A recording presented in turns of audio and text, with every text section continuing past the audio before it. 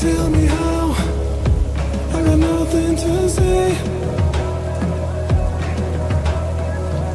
Tell me why my tombstone is blank.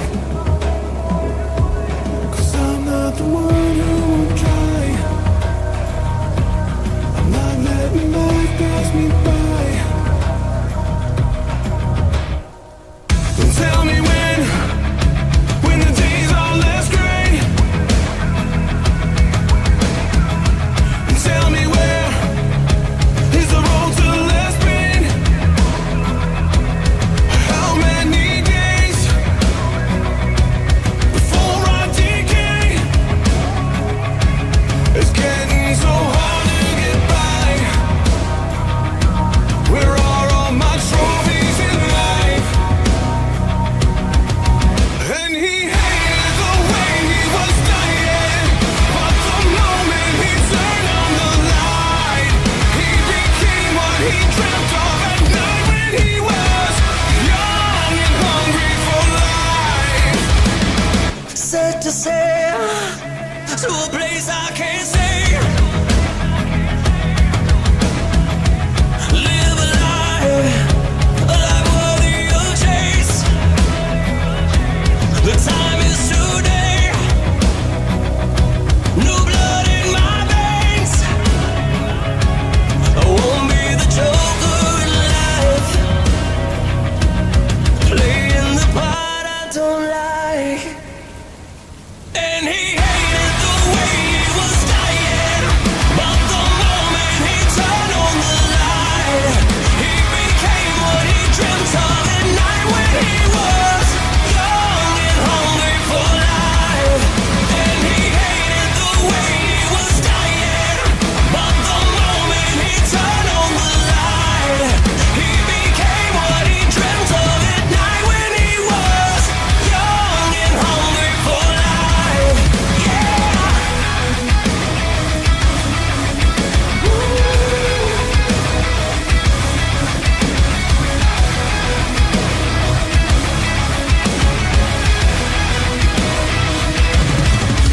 And he hated the way he was dying, but the moment he turned on the light, he became what he dreamt of at night when he was young and hungry for life. Young and hungry for life. Young and hungry for life. Young and hungry for life. Young and hungry for life.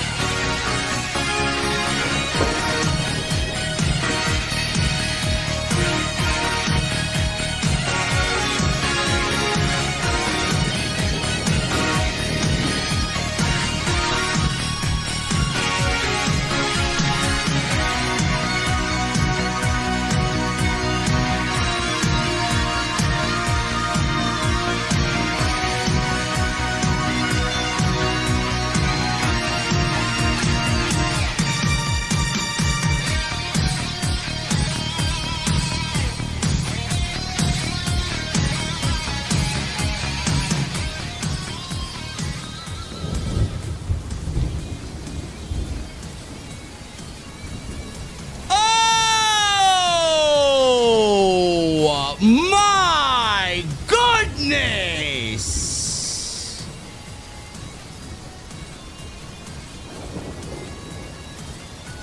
Man, the energy in this chat room already. I love it! I love it! Man, what a night! We got some great wrestling tonight. And we got some controversy tonight. I hear Triple H is getting cooked on the post show. How soon before Triple H cans the post show in front of actual fans?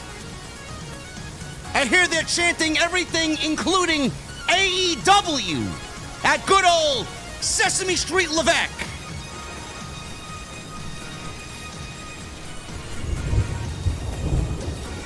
Guys, if you're upset with the ending of this show, you don't need to be. We all know Triple H has had a very rough year this year creatively. But I'm going to shut a lot of people up on why the match ended the way that it did tonight between John Cena and Gunther in John Cena's final match. Oba Femi and Sol Ruka, stars of the future. And I thought tonight was a great show and a fitting tribute to one of the greatest of all time in John Cena. We're going to talk about it and talk about everything that happened tonight. We're going to the venue, and I got my old-fashioned already lined up, waiting for me. And when I walk through those doors on this Saturday night, I want to know, what the fuck are you guys drinking? I'll see you over there.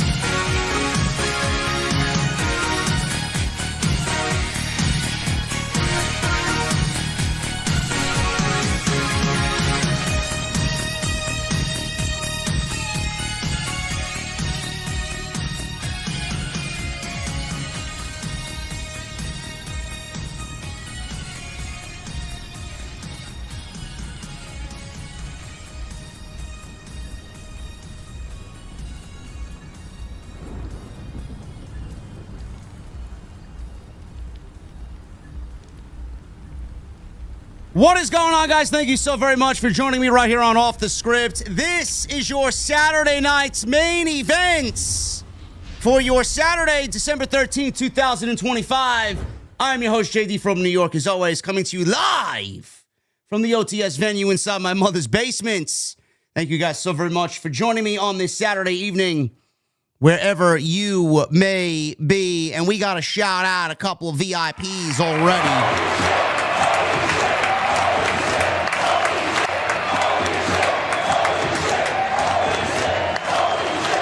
Man, I'm loving the energy in here tonight, man. You guys, I haven't even said a word yet. We already got over 3,000 people in here on this Saturday night, and we got a couple of bombs in the chat. First, I got to shout out my guy, Boots, with a $100 super chat. Boots comes in at 8:53 p.m., so shout out to Boots. And we got Justin with a $100 super chat. He says, so just wanted to share this story. Back in 2014, Market Basket had a strike and I was out of a job for 6 weeks. I wanted to give up until I kept looking at Cena never give up motto. After that, I decided never to give up. 18 years at my job. Hashtag thank you, Cena, for the motto.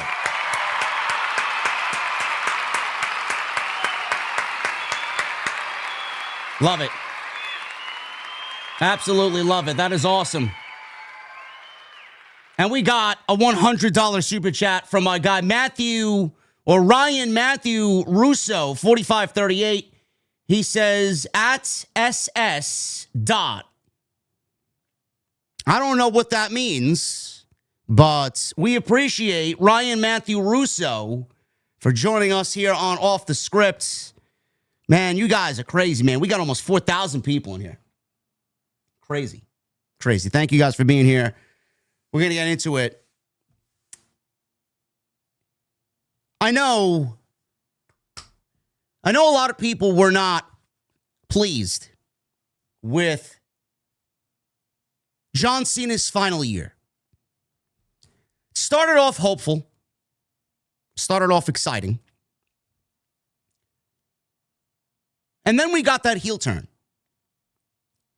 which they all admitted they had no plan for. They all admitted it came about in the 11th hour, and it was a random idea thrown out there by the creative team to simply create a moment. They had no plan going into it. They had no plan coming out of it. If you watch everything that transpired, you saw physically that everything that they did had zero plan. Absolutely none. Cena was sent out there after WrestleMania, after winning the 17th World Championship against Cody Rhodes, in arguably one of the worst WrestleMania main events of all time, with one of the worst endings in WWE history to a single match, not even a WrestleMania match, a match in the annals of history that will go down as one of the worst ever. After that, they seemingly also never had a plan. We went through April, May, June, July, and then we get to August. And then WWE basically sends Cena out on a random episode of SmackDown right before he defends the championship in a rematch against Cody Rhodes at SummerSlam Night 2 in New Jersey. And they abandon ship. They basically erase everything that they did. Cena went on to document that we had to fit a babyface turning heel and then back into a babyface in the span of 36 dates. If it was going to be that difficult, why did you embark on this journey knowing that you would never come back home and return? That's what I want to know.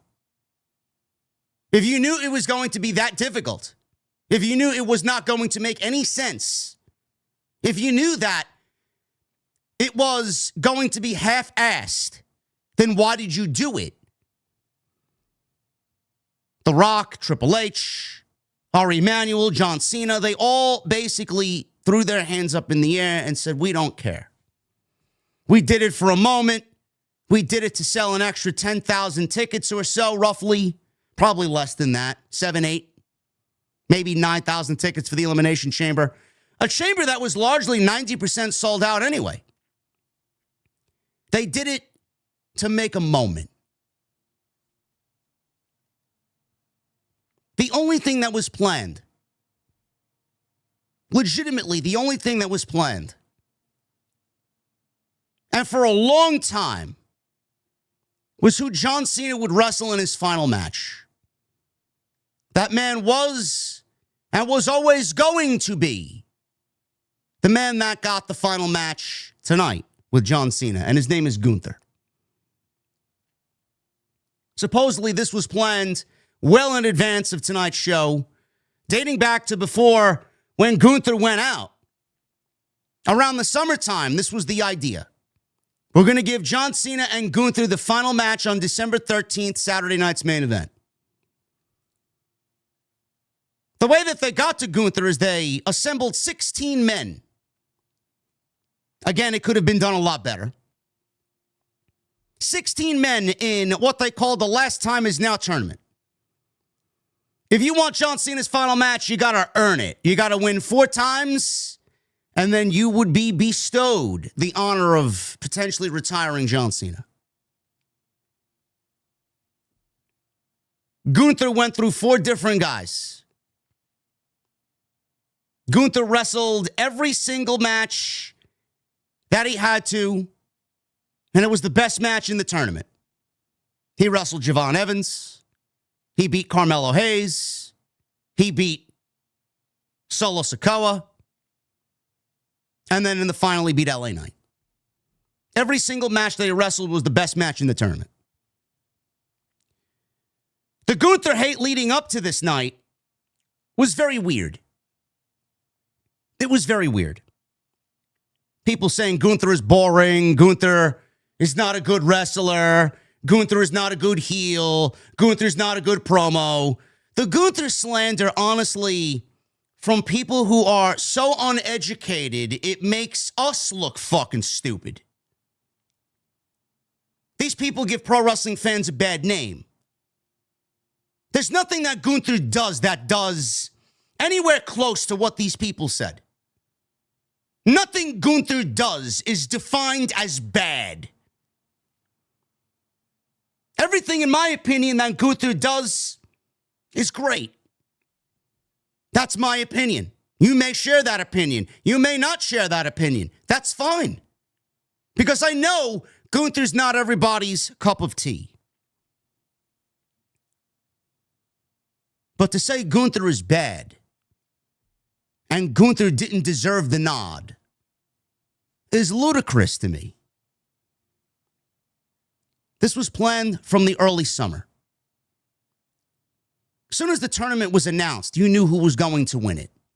Could the tournament have been a lot better? Absolutely. Everything could be better. Your life could be fucking better. What are you doing to make changes? Same thing with me. What am I doing to make changes? The tournament could have been better. Could have been a little bit more unpredictable. Could have been a little bit more fun. Could have been a little bit more youthful. Instead of throwing random dark matches or house show matches out there and calling it a tournament. I get it. It should have been a slam dunk. It should have been a culmination of WWE and everything that they fucked up on. Should have been a collection of everything that they wanted to do that was good in John Cena's final year. Which brings us to tonight. Everybody was unhappy Gunther got the nod. You knew going in Gunther was going to win it. You knew Gunther was going to win the tournament. You knew that there was a huge, and I mean a huge percentage, that Gunther was going to walk away with at least a W tonight. Whether that was via a tap out, a pass out, or a pinfall. So I don't really know why the internet fans, and I'm speaking to the internet fans specifically, the people that paid the expensive ticket prices to sit there, they can do and say and think whatever the fuck they want. I'm speaking specifically to the internet fan. You may or may not be watching me right now, but I'm looking directly into the camera, and I'm looking directly at you, and I'm talking directly to you. I don't know why you are surprised by the way tonight's match ended. I don't know why you're surprised that Gunther ended up tapping out John Cena. I don't know why you are upset. So you go on a post show and you go into the live stream chat and start saying, we want Vince back, we want Vince McMahon, fire Triple H, AEW, and all this other garbage.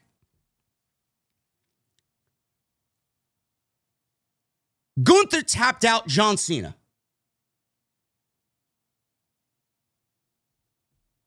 Was it the decision that I thought was going to happen tonight? No, I did not. I thought they would send the crowd home happy. And the reason why I thought they would send the crowd home happy is because the people paid a lot of money, $18,000, $19,000 plus, to see John Cena's final match. I thought, instead of using my creative mindset, I thought that WWE would be thinking alongside a business mindset. We're going to send the crowd home happy. John Cena's final match. He lost to Dominic Mysterio 3 weeks ago at Survivor Series. So I thought, send the crowd home happy. They paid a lot of money to be there and see him. He lost his last match to Dominic, where he lost the Intercontinental Championship. It's just a feeling that I had they would give him a final win in his final match. That was a prediction. I would have been okay with a John Cena win or a Gunther win. I didn't give a shit. I really didn't. I'm not going to lose sleep over it. But for fans to be outraged and shocked about what transpired tonight. How could they? How could Triple H? I don't believe it. Triple H and the rest of the locker room came out after John Cena tapped out with a smile on his face, by the way. This is what people aren't really expressing. When Cena was about to tap out, seconds before he tapped out, he had the biggest smile on his fucking face. Did you notice that? Because I certainly did. After Cena tapped out with a smile on his face, the rest of the locker room came out. Everybody in the building came out. That was backstage. Everybody. The locker room, the roster, the executives, Bruce. Fucking, I saw Ryan Ward out there. Literally the camera people, the production, everybody. Triple H came out with Stephanie McMahon, and Triple H, as soon as people saw Triple H with Stephanie McMahon, they booed him out of the fucking building. People raining down boos on Triple H. Yes, he put the show together. Yes, he chose the talent that was showcased tonight. Yes, he decided on the outcomes tonight. Except for one. You could sit there and boo Triple H all you want. I'd fucking boo Triple H. This is the worst year of Triple H's administration. And if you don't think so, you're in fucking denial. There's nothing that happened this year that you're going to look back on outside of the John Cena heel turn that had no plan and a Seth Rollins Money in the Bank cash-in that they thought was the ruse of the century, part 2. Outside that, there was nothing that this year gave you that you're going to go back and watch and relive over and over again. This is the worst year of Triple H's administration. The fact that he got booed is not because of the outcome tonight. He got booed because the fans are unintelligent, and the fans are booing because they know who's in charge of the show. They know exactly what this year had brought them, and they know that this year brought them a lot of bad and some good. There's only one man to point the finger of blame at, and that's Triple H. Stop deflecting the blame. Triple H being booed is not only deserved, it is a picture-perfect interpretation of what we, as a fan base, on social media, because we and our opinions mean more than they want to admit. If they didn't give a shit about social media, they wouldn't be bragging about their social media fucking numbers every single week. We matter. Whether they like to admit it or not. We matter, they listen, they know, and they know everything that we're talking about. I guarantee you there's a collection of people there that know exactly what the fuck I'm talking about right now.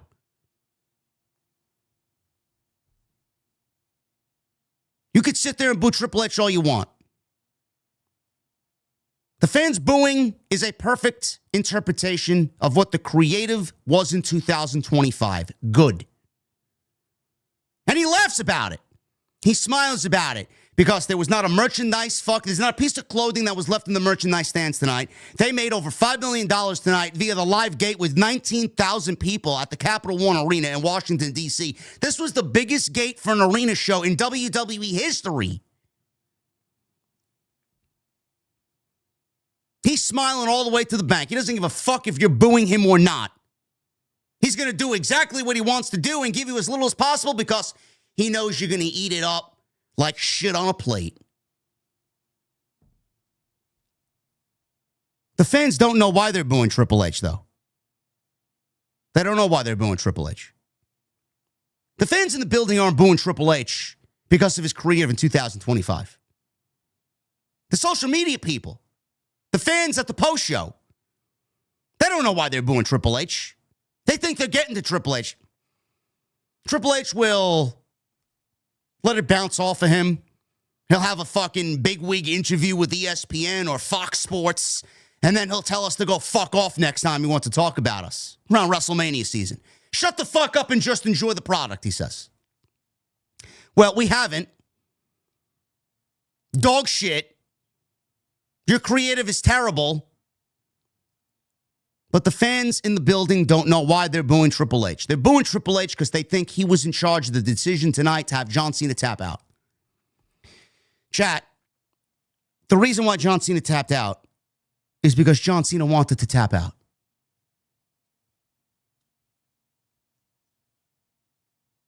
Why are you booing Triple H? Why are the fans in Washington, D.C. booing Triple H? Did Triple H book the outcome of the show? John Cena said with Chris Van Vliet and every other publication that he was on, John Cena said that the only thing that he had wanted out of 36 dates was to book this show the way he wanted. He wanted the future of the company on the show. So WWE picked several NXT talents to showcase on this show tonight. WWE took those talents and put them in matches with some major names on the main roster tonight. And then they gave you Gunther versus John Cena. Triple H didn't book the ending of the show. John Cena said to Triple H while they discussed creative, Triple H went to John Cena and said, John, what do you want to do tonight? What do you want to do tonight? He left it in John Cena's hands. I want to build and put over the future. He made the decision to tap out to Gunther. And if you don't think John Cena enjoyed what he did tonight, just look at the fucking smile on his face when Gunther tapped him out.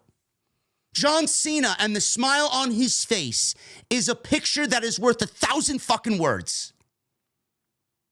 John Cena smiled in a loss as he tapped out to who he thinks and who the company thinks is going to be the future legend of this business. So why exactly are you upset about it? You're upset about it because the guy that John Cena wrestled wasn't your choice. You didn't like it and you were upset about it because you thought Triple H was in charge. No. John Cena wanted to do what John Cena wanted to do. That's it. There's no ifs, ands, or buts. There's no other way to think about it. There's no reason to wrap your brain around it and fucking come up with, I don't believe they did it. How could they do this? It's not up to you. It's John Cena's 23-year career, not some fucking geek with a New Japan avatar. John Cena wanted it. John Cena was granted it. John Cena executed it. He went out with a smile on his face, and he's going to wake up tomorrow, 23 years to look back on and be very proud of as a new chapter of his life begins. So you could sit there and type away in the post-show chat, fire Triple H, this and that. We want Vince McMahon back. You want Vince McMahon back? Are you sure about that? The same Vince McMahon that would have fired LA Knight. The same Vince McMahon that would have fired Damian Priest or Gunther. The same Vince McMahon that probably would have given us Brock Lesnar vs. Roman Reigns Part 17. Yeah, you want that guy back. The same guy who went off the air on Monday Night Raw by giving us a fucking pose-off between Bobby Lashley and Austin Theory. You don't think we remember, huh? No, that's the guy you want back. The guy who names all of his sexual escapades after fucking dildos. Or his dildo collection after fucking pro wrestlers. That's who you want back. Be careful what you wish for. Be careful what you want.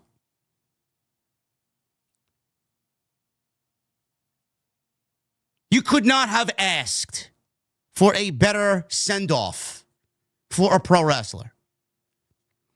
We usually look at AEW and we look at Tony Khan for taking care of his legends, namely Sting, who had one of the best send-offs of the modern era when he retired last year at AEW Revolution when it was Sting and Darby Allin against the Young Bucks. Sting chose his final opponents. All the grief the Young Bucks got, Sting chose his final opponents.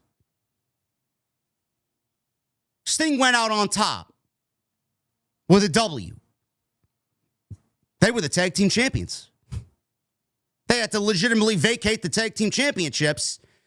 I don't think Tony Khan wanted Sting to go out any other way. Even if Sting wanted to lose, I don't think Tony Khan was going to allow Sting to lose. But the send-off that Sting got, the build up to the match, the retirement run that Tony Khan gave Sting was a thing of beauty. We shit on Tony Khan, and rightfully so, but the one thing that he did get right in the last several years is that retirement run. WWE, they're a company that doesn't really look back on their past with a glowing smile. Sometimes I feel like they want to forget their past. They don't want to embrace their past. They don't want to talk about their past. They did everything that they possibly could to make tonight's send-off as special as possible. Everything was perfect. Everything. From the video packages in between and the promos and the spoken words from several WWE superstars and legends. That beautiful video package where everybody was holding up thank you Cena signs. They even got Brock Lesnar to hold up a thank you Cena sign.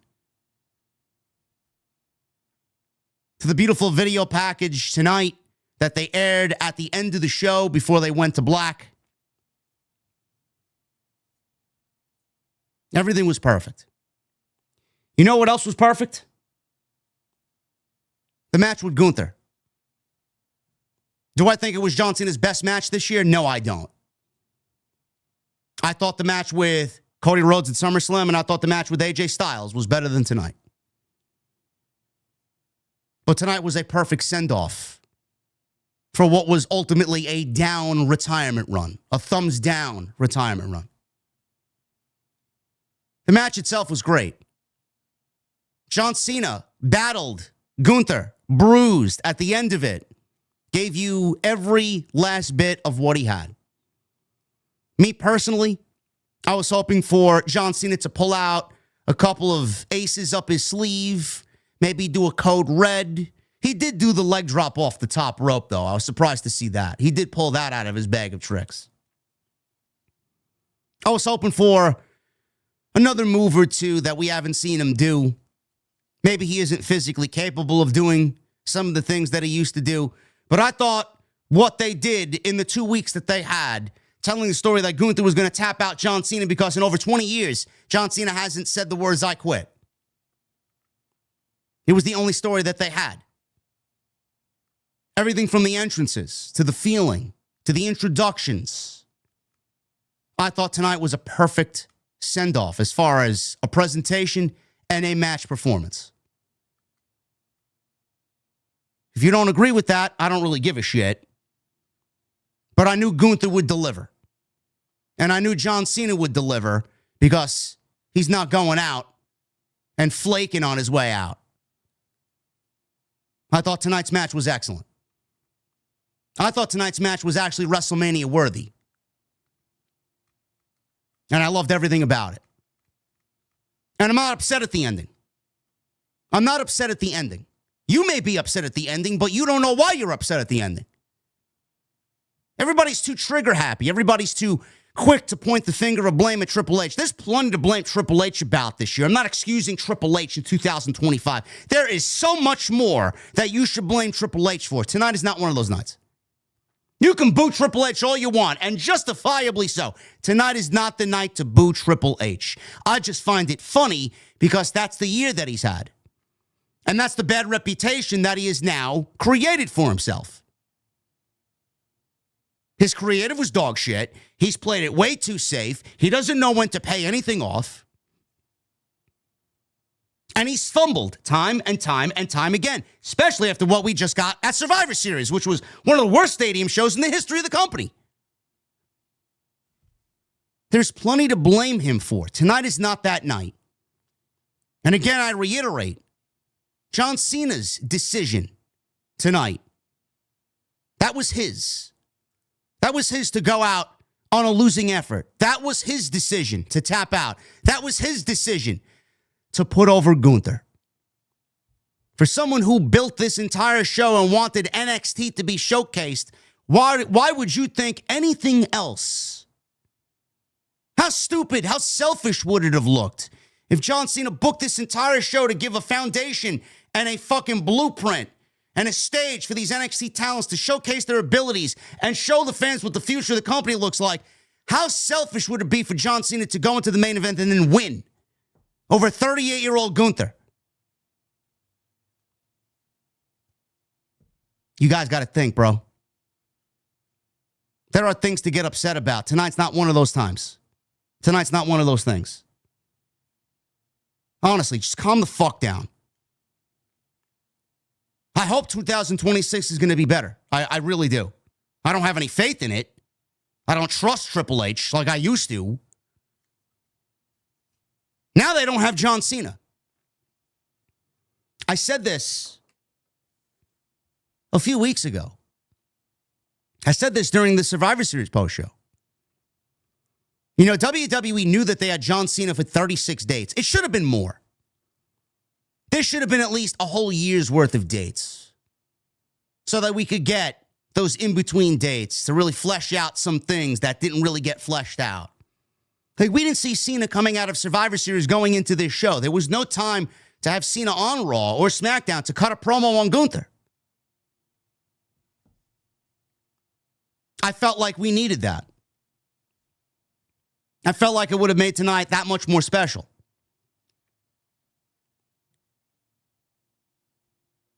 But I feel like with everything that we got this year, the send-off that we got, the match that we got, the run that we got, you look back at everything, WWE knew they had John Cena for 36 dates, and I feel like they coasted. I feel like they knew that they had John Cena, and they didn't need to do much of anything else because they knew, at least for 36 dates, that every show was going to be a legitimate sellout because everybody was there to see Cena. It's December 13th now, going on December 14th. We're going into Rumble season. WWE is going into Saudi Arabia with the Royal Rumble, which will undoubtedly be a sellout. Not really the best of ways to kick 2026 off. But they're not going to have John Cena next year. So what exactly are they going to do? They don't have John Cena for 36 dates. They have John Cena for 0 dates.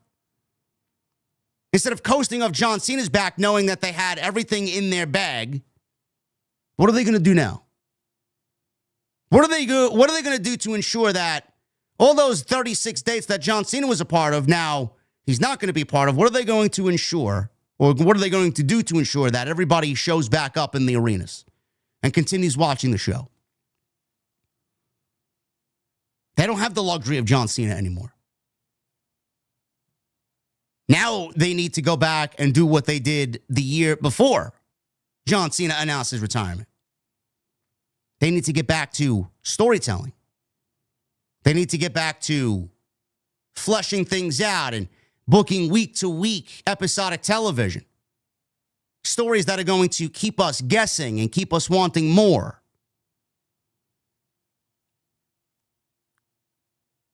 It's going to be very interesting to see how WWE behaves creatively without John Cena there. As far as Gunther, what does this mean for Gunther to win? Gunther is going to be on your TV whether you like it or not.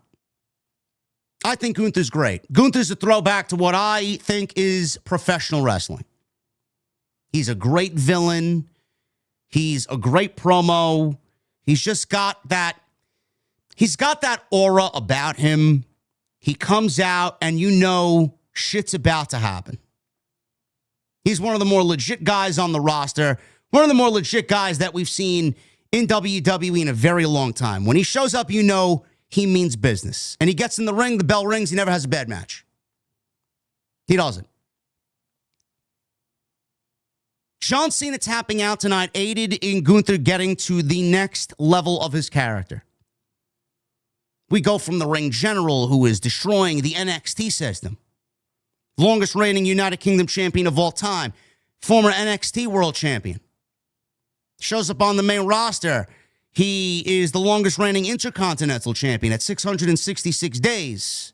Quite the symbolic number there, but 666 days nonetheless. Two-time World Heavyweight Champion.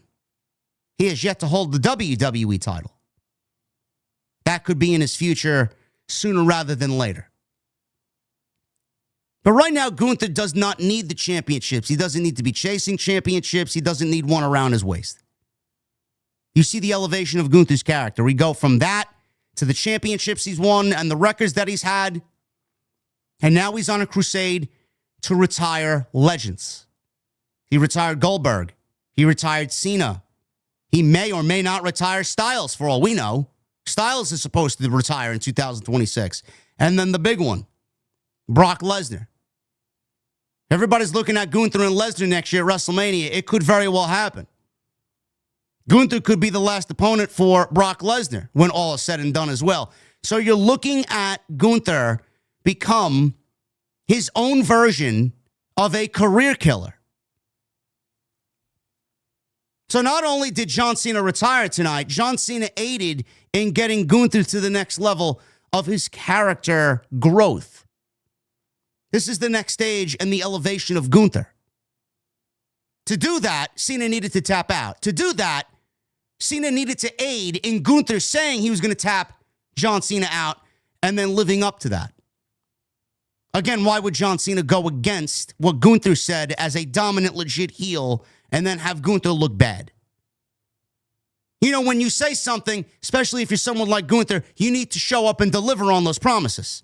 How would Gunther look if he didn't deliver on those promises?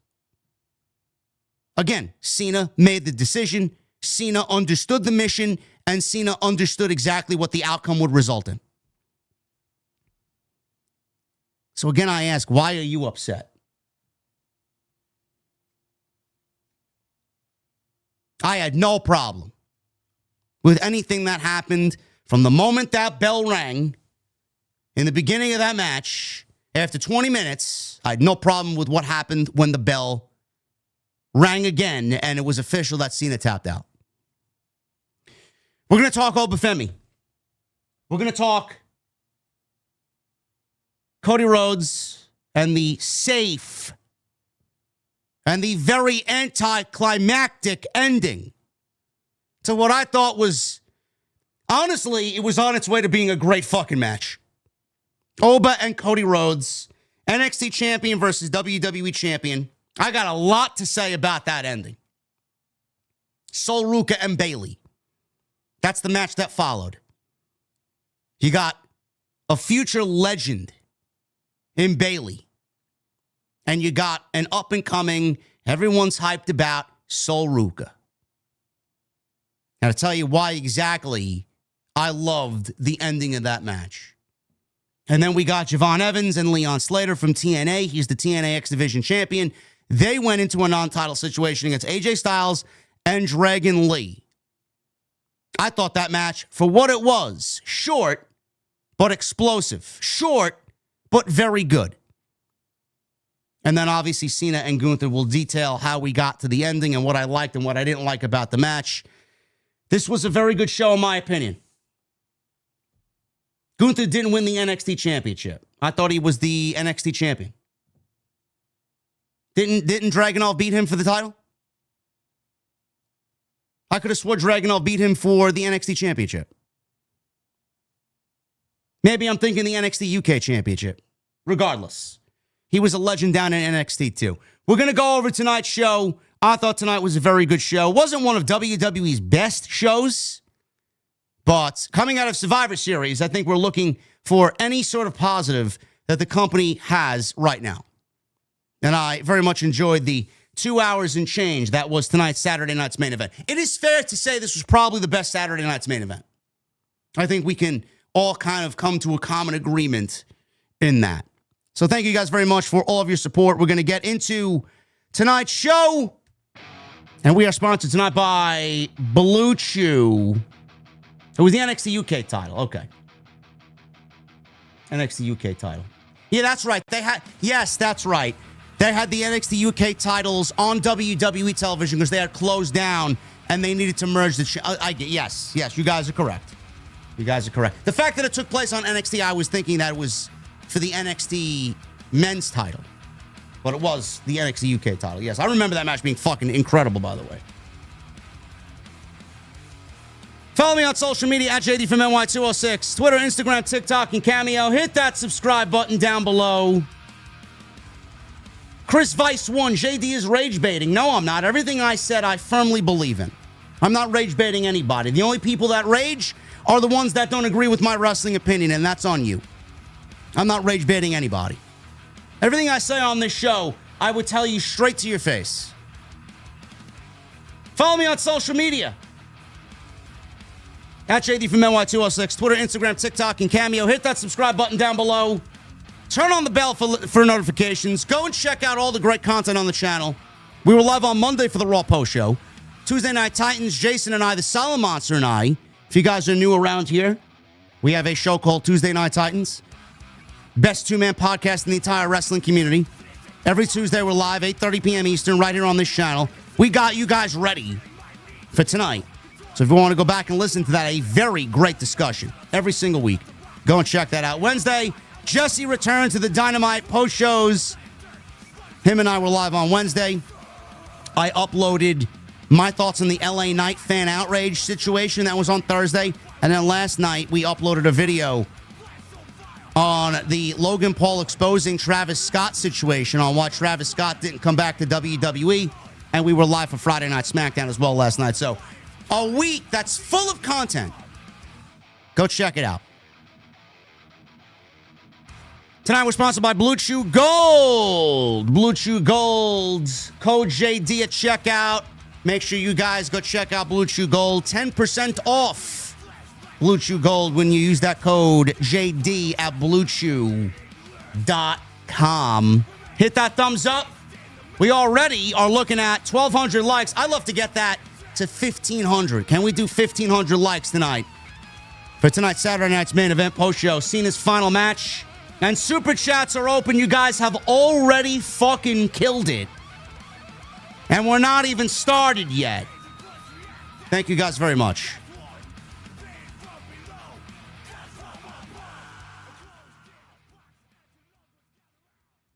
We open things off with Femi and Cody Rhodes. This was the opening match. I knew it would be because Cena and Gunther were closing the show. There was a vicious rumor going around. I don't know where it got started. I think maybe Meltzer talked about it. I think Meltzer said that Cena and Gunther would probably be going on first. Now, I don't know why anybody would believe that. When Dave says something, you question everything. Why would they go on first when there would be more of a casual audience watching tonight to see John Cena say goodbye? Why would you put that on first and then leave all those people to basically bounce at the beginning of the show to not watch the rest of the show? It would make no sense for Cena to go on first and not last. Like, you give them an appetizer and then you serve the main course. Cena and Gunther was always scheduled to go on last. I don't know why Dave would put out that type of information. It's fucking stupid. And he's very reckless with what he says. I don't know if he goes back and cross-references his sources. I don't know if they're feeding him bad information or just blatantly making him look fucking stupid. But if I got something like that, I mean, I would question even putting that out. Like, what? That don't even make sense. This is the day and age of social media. People want to get something out, whether it's right or wrong, just to get engagement. That's not the type of engagement that one would want. Cody Rhodes and Femi. We got Stephanie McMahon and Joe Tessitore. They were the hosts of the show. They had Jesse Ventura back on Saturday night's main event, but he was on the pre-show panel. He was talking with the rest of them on the pre-show panel. He wasn't actually on the main broadcast. We saw HBK, Johnny Gargano, Trish Stratus, Kurt Angle, Mark Henry, Metro Boomin, Shane from The Walking Dead, and Punisher. They were all shown in the crowd and the legends backstage. We got a GOAT-themed video retrospective of John Cena's career that was narrated by, you guessed it, Sesame Street Levesque. Narrated John Cena's introduction. Fireworks went off. Stephanie gave Cena his flowers for including the up-and-coming NXT talent tonight and asked if we are ready. Takes after her husband. Femi versus Cody Rhodes. You know, a lot of people are incredibly high on Femi. It's not very difficult to see why. Femi last night on Friday Night SmackDown, I thought he out-promoted Cody Rhodes. Cody didn't really say much of anything, and honestly, I think that was probably a Cody decision. He wanted to say as little as possible because he wanted to leave it up to the kid to sink or swim. Let's see how much of a promo you got. What could you do? He basically said nothing to Femi. Meanwhile, Oba gave him everything he needed to going into tonight's show. Bro, when Femi came out, and he's only been 3 years in the territory, in developmental. For 3 years being in developmental, from the NIL program to playing collegiate sports to joining WWE's Performance Center with no experience. And 3 years later, he's in a match with Cody Rhodes as the reigning NXT World Champion on a night where John Cena is retiring at the Capital One Arena in Washington, D.C. in front of 19,000 people. As a fan, I don't know how you look at that and are not fucking happy for what the future holds, for what the future is in Femi. Like, it genuinely makes me happy to be a fan of the sport. Genuinely. Bro, this guy comes on out, and where a normal NXT talent comes out and the fans might not know who they are completely, and they don't know what they're about, they don't know their chants, they're not familiar with their theme music, they're not familiar with the talent itself. Bro, Washington, D.C. was chanting along every step of the way with Femi's theme music. They were chanting to every beat. They were chanting his name. When he got in the ring, bro, the aura that Femi has, it is absolutely WrestleMania-esque. From the red and green lighting to the way he walks to the ring. So when he gets into the ring and you see nothing but his shadowy silhouette because it's dark and it's just slightly illuminated and he's holding up the title. Bro, if you don't think that this guy is a WrestleMania main event in the next 2 years, I don't know what show you're watching. In fact, I'm making a prediction right now. You know, Paul Heyman wants to talk about Braun Breaker's the future of WrestleMania. He's going to main event WrestleMania for years to come. Bro, I guarantee you, this is my prediction and my prediction only. I think Femi's going to beat Braun Breaker to the main event of WrestleMania. I do. Now, I could be wrong as of this year. I'd crown Braun Breaker the champion right now, honestly. On January 5th, I'd have him beat CM Punk. Femi, bro, when you see him and hear that, you are legitimately in the presence of the future right there. His presentation, the way he dresses in and out of the ring. Bro, that's the guy.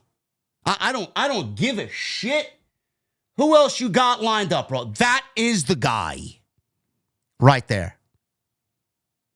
There's only certain things about him that I scratch my head about. Certain things that I watch as a fan, eagle-eyed. I'm watching his matches. Sometimes Oba delivers a move that would be super impactful. Like tonight, he did a backbreaker. And it almost felt like he was delivering it not as impactful as he should. Sometimes I watch him and sometimes he sells or doesn't sell in a weird way. Feel like he's still kind of learning the curves, learning what to do and what not to do. All of that stuff is going to come with more and more and more experience as the years and years go on. But these are minor things that I see from my POV when I watch the show. But man, he went in there and he lit the fucking ring up with Cody Rhodes. After 3 years, the guy made himself feel belonged in a ring with Cody Rhodes, the WWE champion. That is a very difficult thing to fucking do. There are not many people that are going to stand up to that test and fucking pass it with flying colors. Oba passed that motherfucker and handed that thing right back to the fucking teacher in record time.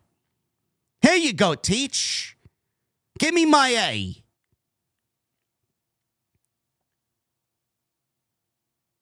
The match went 10 minutes.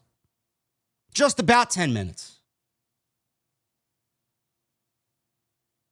I'll get to the length and the ending in a second. Oba won the right to be here because he beat Ricky Saints at Deadline. That was the end result. Not only was that match for the NXT title, he beat Ricky Saints and regained the title for a second time, but he also won the right to wrestle Cody Rhodes here at Saturday night's main event.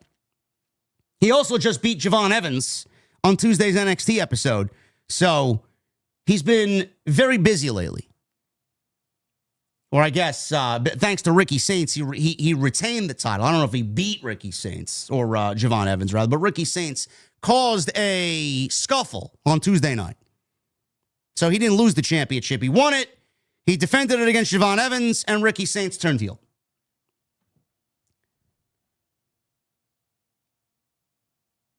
So we pick things up. Bell rings, collar and elbow tie-up. Collar and elbow tie-up to start. Femi usually just overpowers his opponents. Cody here, no exception. Femi threw him around, threw him into the corner. Rhodes came back with a stiff headlock and showing Femi he's got some strength and some ability to showcase his power as well. Femi then picked up Rhodes while in the headlock, and Rhodes tried to quickly zip around Femi, but he was caught by the throat. This was a great fucking spot. This was probably one of my favorite spots of the night, my favorite spot of the match. Rhodes tried to go around and use his speed and then drop down and do that gold dust-like punch from the ground. You know, where he drops down flat back and then he punches him up? Oba knew this was coming, and as soon as Rhodes hit the flat back portion of the spot, he grabbed him by the throat and then he picked him up. That was a great fucking spot. So he caught him by the throat. He landed a backbreaker. Kind of weak on the backbreaker.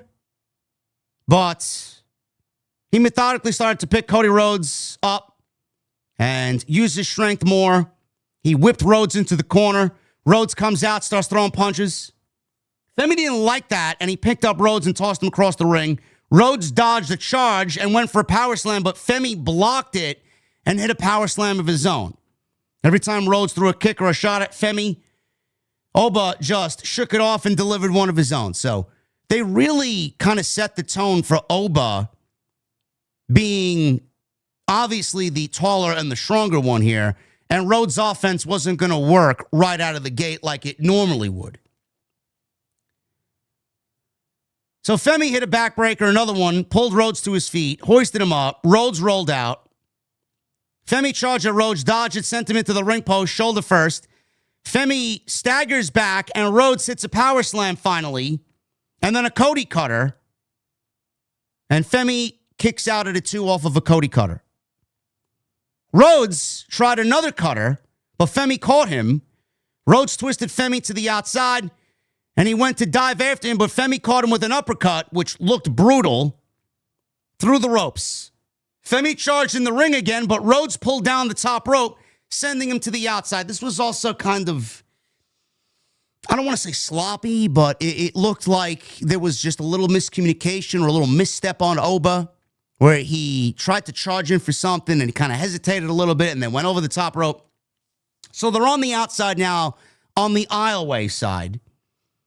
And he landed a suicide dive to Cody Rhodes to the outside.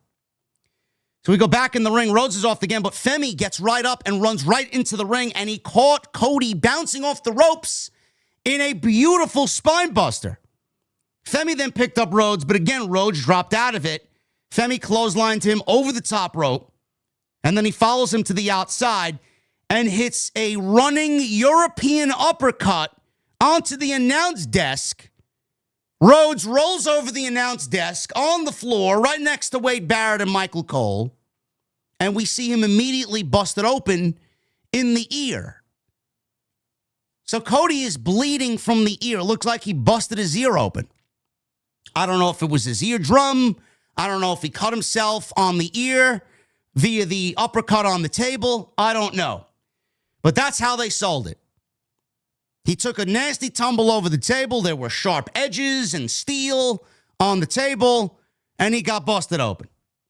So we go back in the ring. Femi planted Rhodes with a choke slam. He goes for a cover. He gets a 2 count. Rhodes started bleeding pretty heavily here for an ear shot.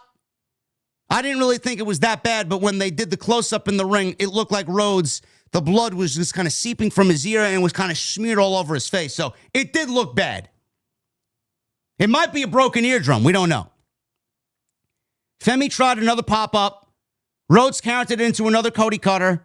All of a sudden, you start to see the fans stand up in the first several rows, hard camera side, and we see them looking off to the side, and we see Drew McIntyre all of a sudden run into the ring, jumps the barricade, runs into the ring, and he causes a DQ, and he starts beating up on Cody Rhodes. So Femi, he's looking at this, and he's like, what the fuck are you doing? He grabs Drew McIntyre. He pulls him off of Cody Rhodes. He's very mad that the match was interrupted because he very much wanted to beat Cody Rhodes. Femi showed no fear. McIntyre's poking him in the chest, and Femi shoves McIntyre down to the ground. Then Rhodes gets up, hits a Cody cutter on McIntyre, and Femi ended up hitting a choke slam on Drew McIntyre. And that's the way the match came to a close. Cody Rhodes and Oba Femi went to a no contest after Drew McIntyre interfered. After the match, Rhodes picked up the NXT title, handed it to Femi, with both champions standing tall and holding up their titles. The present and the future in Oba Femi. This was on its way to being a great match. The ending sucked. I knew people on social media would be like, it's okay the way the match ended. They protected both champions. Oba looks strong no matter what the outcome is. He's over just being in the ring with Cody Rhodes. Bro, stop trying to act smart and stop trying to project to others that you are intelligent about pro wrestling when you're not. The way that I look at it is, sure, neither guy took a loss. That's great. But this goes back to what I said literally 24 hours ago on my Friday night post show for SmackDown. This was one outcome that I was afraid of. No outcome. I knew McIntyre would get involved because they basically telegraphed it on Friday night, setting it up that Nick Aldis was about to reinstate him, and McIntyre did not return his calls. He did not return his texts. McIntyre sent a letter from his lawyer to Aldis and SmackDown saying that he doesn't want to come back until they take care of what he deems an unsafe work environment. So we all knew that was bullshit, and we all knew that they telegraphed him showing up here tonight. and kind of playing a role in the ending of this match. Did they protect Oba? Yes. Did they set up Oba's potential first main roster program? Yes. A feud with Drew McIntyre is very intriguing to me. I think that could be a banger. Could be a WrestleMania match for all we know. Did they protect Cody? Yes, they did. Did they cut the match short? Send McIntyre out there earlier than anticipated because of Cody's maybe busted eardrum? I don't know. Maybe that's the case. Maybe we find out tonight, tomorrow, sometime this week, that they did cut the match short because of Cody Rhodes' potentially busted eardrum. I don't want to think that's the case because I don't really know. I don't know. That would be fucked up if they ended the match because of that. My problem is you have this grand show where John Cena is going to retire in the final match of tonight's festivities, and the way you kick things off is after a 10-minute match and an interference from Drew McIntyre that causes a no contest. I don't really understand why this company continues to play every decision as safe as possible. And I'm not even looking at the ending of the Cena Gunther match as giving Triple H an out. Oh, look, Triple H, everybody calls him safe, but he had Gunther go over John Cena. I don't think that's safe. That's a call John Cena made. It's not a call Triple H made. Triple H has played it safe 9 out of 10 times. The only time he was taking a risk was giving Jey Uso the fucking Royal Rumble over John Cena in January. That was it. Triple H has played it safe every single time. 12 months out of this year, Triple H played it safe 11 of the 12 months. That's why I have a problem with the outcome. The way that I look at it, Femi's going to be on the main roster within a month or two tops. Whoever his next opponent is for the NXT Championship, whether that's coming up at New Year's Evil, or maybe they wait till Stand and Deliver. I don't know. This run as NXT Champion will be his last, and he will be brought up to the main roster, and rightfully so. The guy is ready. Look at him. Look at what he did tonight. He's ready. If you can stand in the ring and deliver with Cody Rhodes on a night like tonight, where most men would fucking buckle, he's ready. But what is with this playing it safe?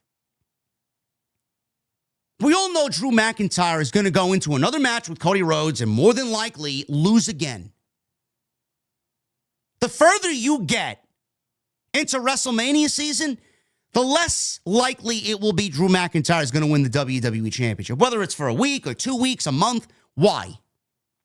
Why? If anybody's taking the belt off of Cody Rhodes at this point, it's Randy Orton, not Drew McIntyre. That ship is fucking sailed. So I don't understand why the outcome of this match could not have resulted in Cody Rhodes losing thanks to Drew McIntyre. Ask yourself, what does Cody lose by losing to Femi? Because of an outside interference of Drew McIntyre. He loses absolutely nothing. He loses nothing. Oba takes that. He goes back to NXT, and then he drops the championship to whoever is next in line after beating Cody Rhodes, after becoming a 2-time NXT champion. All of that is now handed off to the next guy. And then he makes his way to the main roster. But in a 2025 where Triple H has played at Sesame Street, you want to start this fucking show off with a no contest? I said it explicitly. Oba needs to win because of a Drew McIntyre interference. It wouldn't be Drew McIntyre helping Femi because he wants to help Femi. He'd be helping Femi because he wants to fuck over Cody Rhodes. None of that was done here.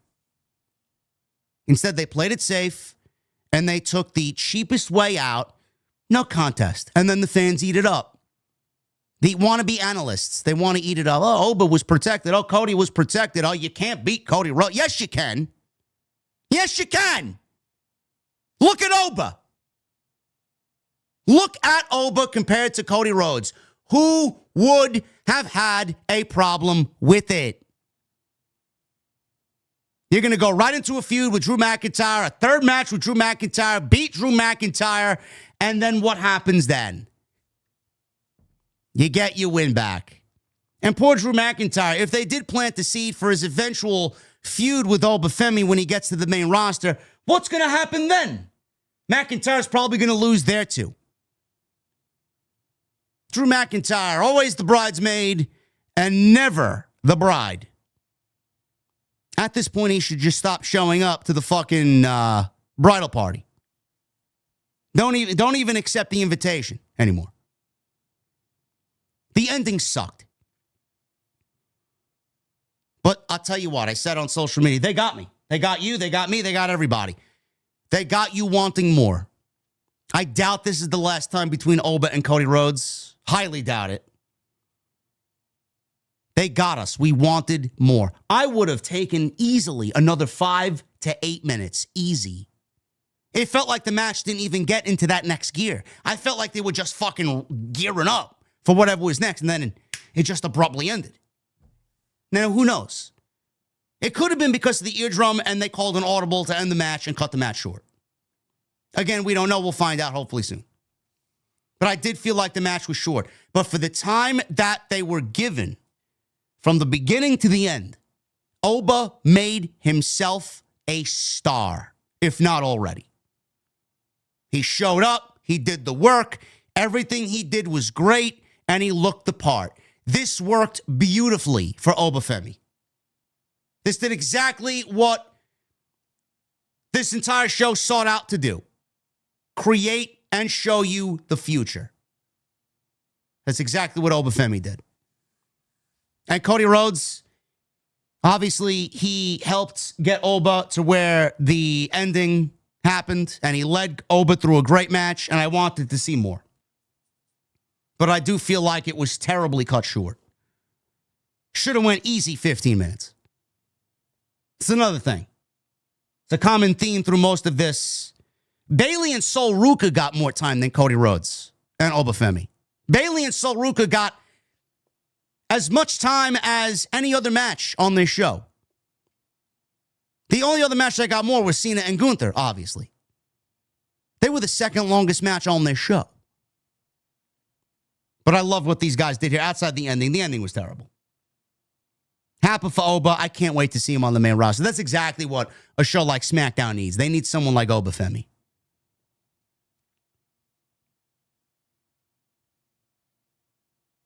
We got a video package highlighting more of WWE celebrity friends.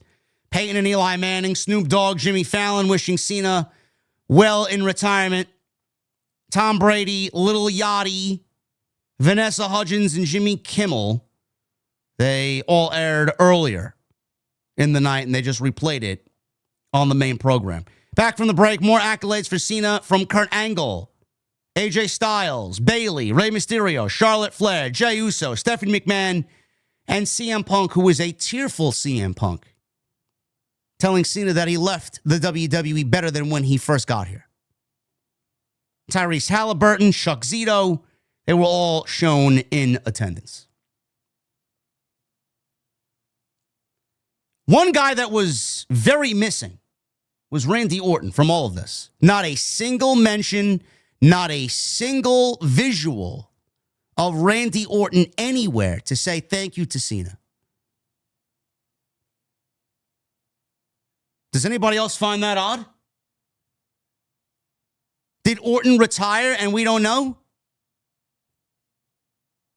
I don't know.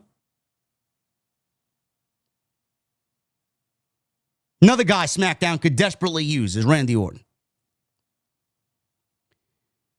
Bayley with Lyra Valkyria against Sol Ruka with Zarya.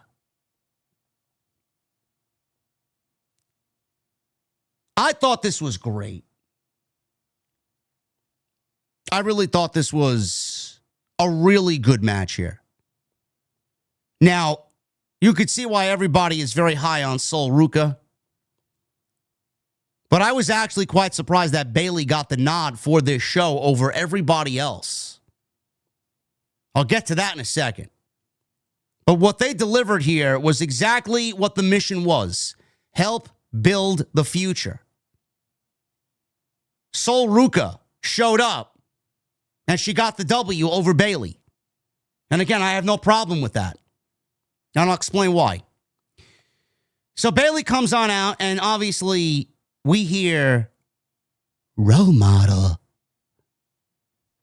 Bro, that theme music has got to fucking go.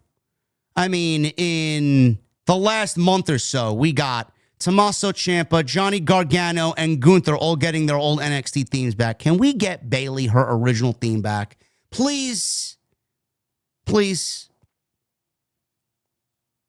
Role model.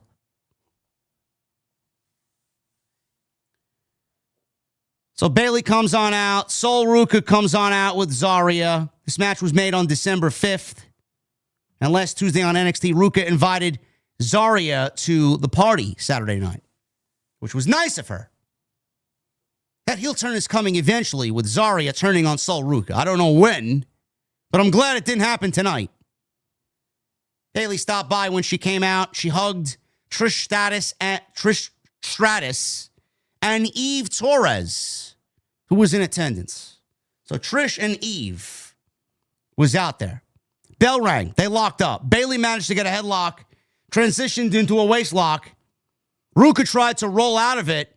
Bayley kept her and continued the wrist lock. Ruka turned it into a cartwheel, and Bayley started working on Ruka's arm. I guess they wanted to tell the story of Bayley working on the arm so that they can take away the soul snatcher from Sol Ruka. So Sol took Bayley down with a flipping Rana head scissor, and the crowd really popped for it. Bayley went back to the arm, working on the arm. Ruka counted it into an X Factor. Bayley rolled to the outside to recover, and she kind of lured Sol Ruka over to the ropes. When she got there, Bayley hung her up on the ropes, and then they start fighting on the apron. Sol kicked Bayley to the ground and went for a flip from the apron, but Bayley moved and she hit the floor. Bayley threw Ruka back into the ring, and the two wanted to go for a pin. Neither one got a pin on the other. So Ruka planted a kick in Bayley's face, sent her back to the outside, and then Sol hit this beautiful flipping handspring over the top rope, perfectly clearing the top rope, and she landed on Bayley with some nice aerial offense.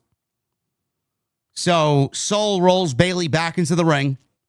She went for a springboard splash, but Bayley moved, transitioned into a front suplex, hitting Ruka's head on the second turnbuckle. Bayley is in control now. A stiff knee to the back of Ruka, a high knee to Sol's face. Bayley has Ruka in the corner. She charges in the corner, but Sol stepped away and in a series of elbows to Bayley. Sol got up on the ropes. She's on the top rope and walked it into a DDT for a 2, which looked really good. She went for another springboard and walked right into a Bayley to belly suplex, which was Bayley's old finish. Now her finish is the Rose Plant, which I find to be awful. I wish she'd go back to finishing people off with the Bayley to belly and make the Rose Plant her setup and the Bayley to belly her finish. So after the Bayley to belly, Bayley hung Ruka in a tree of woe and delivered a big-time running elbow. So Sol came back with a kick and a backslide. Bayley transitioned into a Rose Plant. Ruka countered it with what Michael Cole called a shining wizard. Kind of. Sol went for a springboard. Bayley caught her in another Rose Plant. Bayley made the pin, but Ruka got the foot on the rope, and that forced a break of the pinfall. Bayley gets back up. She hits a back suplex, went up to the top for her big macho man-like elbow. Sol got her knees up. She then scrambled up to the turnbuckles and quickly hit a Soul Snatcher, which looked great. Crowd popped big time for the Soul Snatcher. Michael Cole sold the shit out of it, too. But Bayley rolled, kind of rolled to the outside, but was half in the ring and half out of the ring. Either way, she was under the bottom rope, and she stopped Sol Ruca from dragging her to the middle of the ring to make a pinfall off the Soul Snatcher. Ruca did the same, and all of a sudden we get a shocking series of pinfalls, and Ruca got a 1-2-3 off of a flash pin. Sol Ruca wins. She beats Bayley. 1-2-3, clean. On the night John Cena retired, Sol Ruca beats Bayley. Bayley approached Sol after the match, shook her hand. Lyra, Bayley, Sol, and Zarya stood in the middle of the ring and saluted John Cena. You know, it says a lot. By the way, this was the right call for Sol Ruca to win. It says a lot about Sol Ruca that she got chosen out of every other woman on the NXT roster to be in this match with Bayley. Now, she's had some main roster appearances with Zarya, and she was at Evolution. She had that tag team title match a few weeks ago with Charlotte and Alexa. It says a lot about Sol Ruca that she got chosen out of everybody else on the NXT roster to be one of the 3 NXT talents on this show tonight. It was Oba, it was Sol, and it was Javon Evans. You can see where WWE's future is kind of pointing towards. It says a lot about Sol, what they think of her, how good she is. Again, only 3 years. And Michael Cole detailed that she thought that she may not want to do this. And she's pretty fucking good at it. It says a lot about Sol.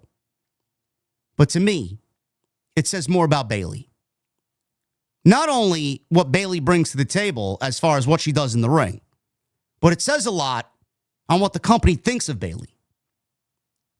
Bayley, from the days of Sasha Banks, Bayley has always been one that has put the women's division first.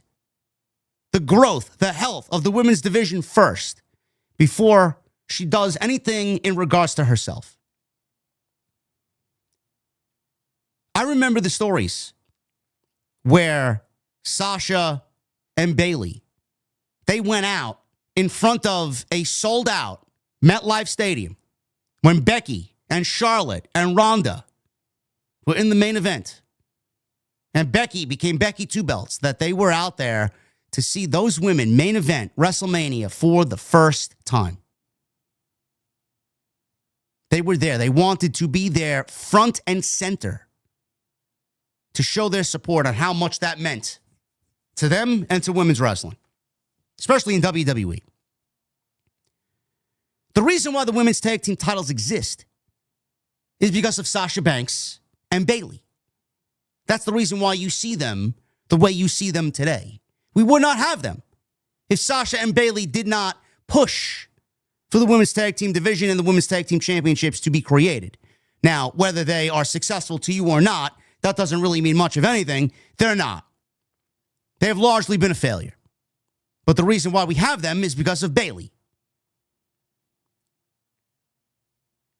This woman has done everything to show that she cares more about the division and the growth and the health of the division more so than she cares about what happens to her. It says a lot about what WWE looks at when they look at Bayley. They could have chosen anybody for this. They could have chosen Charlotte. They could have chosen Alexa Bliss. They could have chosen Rhea Ripley. Sure, they wanted somebody to lose. I don't think they'd be too keen on Rhea Ripley going in there and losing to Sol Ruca. But it just shows you how selfless Bayley is. The woman's an OG. She's been there since the very beginning. She is a fucking low-key legend. A legend in the making is Bayley.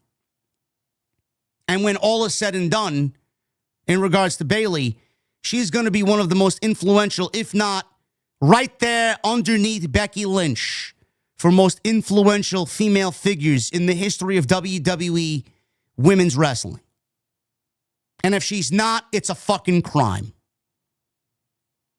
Sure, she's had a shit year. Sure, she's taken a back seat. But you see what she does in regards to helping others around her. She's helped Lyra. She's helping Lyra. She helps Sol Ruka tonight. It's not going to be the last we see Bayley helping a young NXT talent. In fact, I'm going to say this, and it may be controversial, and it may be a hot topic, a hot take. Outside of Becky Lynch, who, in my opinion, outside of all the four horsewomen, is the most influential of all the four horsewomen, Bayley is more influential than Sasha Banks. And Bayley is more, especially now, I think Bayley is even more influential than Mercedes, whatever the fuck this is with Mercedes. Bayley is number 2 underneath Becky, and Charlotte is number 3. Mercedes right now is sitting at number 4 out of all 4. Stop disrespecting Bayley. Bayley is just as important as any other woman that has come into the locker room in that entire company. And she deserves her fucking flowers. She knew what the task was. She knew what she needed to do. And she has absolutely no problem doing it. And it's not going to be the last. I thought this was great, and it was the right outcome. They showed Sheamus, Rob Van Dam, Corey Graves, Becky Lynch, Michael Hayes, cameraman Tom Stewart, Michael Cole, Cody Rhodes, The Undertaker, and The Rock, Dwayne. They all wish Cena well via video. Michelle McCool and Rob Van Dam were shown at ringside alongside Sami Zayn. Michael Cole then ran through all of his commentary partners that he had the pleasure of working with in the 23 years that he's been on John Cena's journey. He mentioned Corey Graves. He mentioned Taz. He mentioned JBL. And he mentioned Jerry Lawler and Jim Ross. Those are the voices that he shared the commentary table with in 23 years. And that was a classy move by Michael Cole. AJ Styles and Dragon Lee against Javon Evans and Leon Slater. This was another one of those matches that I felt like got cut short, and it didn't even get into the next gear. This was one of those matches where as soon as the bell rang and you saw what they were going for, you knew exactly what their plan was, and you knew exactly what type of match this was going to end up being. It was explosive. It was high energy. It was quick, to the point. Again, I wanted more. It was almost like WWE did not want to give you anymore and wanted to give you like an hors d'oeuvre, a tasting. A couple of sips out of the glass of wine. Don't drink the whole wine. Get a taste for it. Taste the flavor profiles and then move on. It's basically what they wanted to do. I was looking forward to this a lot. AJ mixing it up with Leon Slater. AJ mixing it up with Javon Evans, especially after AJ told everybody that he wants to retire next year because he doesn't want to overstay his welcome and he doesn't want to embarrass himself. I guess now we know why AJ is contemplating retirement in 2026. This was a fun match. So they make their entrances. Everybody knows AJ's theme, so everybody pop big for AJ. Javon Evans got a decent reaction. Dragon Lee didn't get much of one. Leon Slater didn't get much of one. This audience doesn't really know a lot about Leon Slater. WWE didn't really do a good job of prepping us on Leon Slater over weekly television or even on tonight's show. He's just there. And all we know is that he's friends with Javon Evans. He's the TNA X Division champion, and they had a banger match at Bound for Glory. That was it. and that Leon Slater finds AJ Styles to be his number one influence. It's easy enough for the casuals to understand what's going on. Evans and Slater did not waste any time at all. Super kicking Dragon Lee and Styles to the outside, diving after both of them immediately as soon as the bell rung. Slater and Evans traded splashes on Lee in the ring. Evans and Slater then isolated Lee in the corner and tagged in and out, delivering splashes, kicks, and forearms. It was a great spot where Leon Slater did that Montez diving over the turnbuckle, steel post spot. And he did that to AJ. Great spot. So Lee managed to kick his way free, pulled down the top rope, and sent Evans to the outside. Slater came in through the bottom rope and tried to clothesline, but Lee countered and worked it into a sit-out powerbomb. Evans and Styles made tags. Styles hits a leaping forearm and then a neck breaker. Slater tried to interfere, and he took a big slam from AJ. Styles went outside, and Evans followed with a moonsault. He missed. He rolled through. Lee hit a flying Rana on Slater, sending him into a Styles situation. So Lee hits this Rana on Slater, which lands him in Styles' position for a Styles clash, which looked great. He landed upside down in Styles' arms. Evans stopped him before he could hit the Styles clash, and that was a great spot. Popped the crowd big. We go back into the ring. Evans hits the OG cutter, which is quickly becoming one of my favorite moves in all of the company. The height that he gets on this. I mean, it's just ridiculous to even see. Like, he hits it and he's doing more damage to himself. But Jesus fucking Christ, does it look fucking beautiful when he does it? Tremendous. Jumped about fucking 15 feet in the air. Followed with a 450 swanton from Leon Slater. Slater went for the pin, but Lee broke it up with a drop kick. And we got chance of this is awesome, this is awesome. Lee hits a big dive on Evans to the outside. Slater sets up Styles in the ring. Set him up for Styles clash, but Styles reversed it. Tried to get the clash on. Slater wiggled free. I mean, he's his influence, so you'd think he would know his way out of a Styles clash, which he did know. He wiggled free from the Styles clash, but couldn't get away from the phenomenal forearm. Unfortunately, Styles slipped on the top rope and couldn't land it. I wanted to think that this was a botch done on purpose. I still want to think that. But looking back at it, I don't think it was. Styles, unfortunately, he slipped on the top rope. He couldn't land the phenomenal forearm. Slater went up top. Styles caught him in a Styles clash, and that was basically it. So they made the most of the botch. And Leon, I think, played it off pretty well. I believe he went for a small package after that. Slater goes back up top. Styles caught him into a Styles clash, and that was it. Styles pinned Slater to get the 1, 2, 3. You know, it makes me sad that Styles says he can't hang and he doesn't want to embarrass himself any more than he has to. He doesn't want to get to a situation where he looks back at his body of work and he just can't live up to what the fans expect from the phenomenal AJ Styles, and then we see something like that. It's actually quite sad.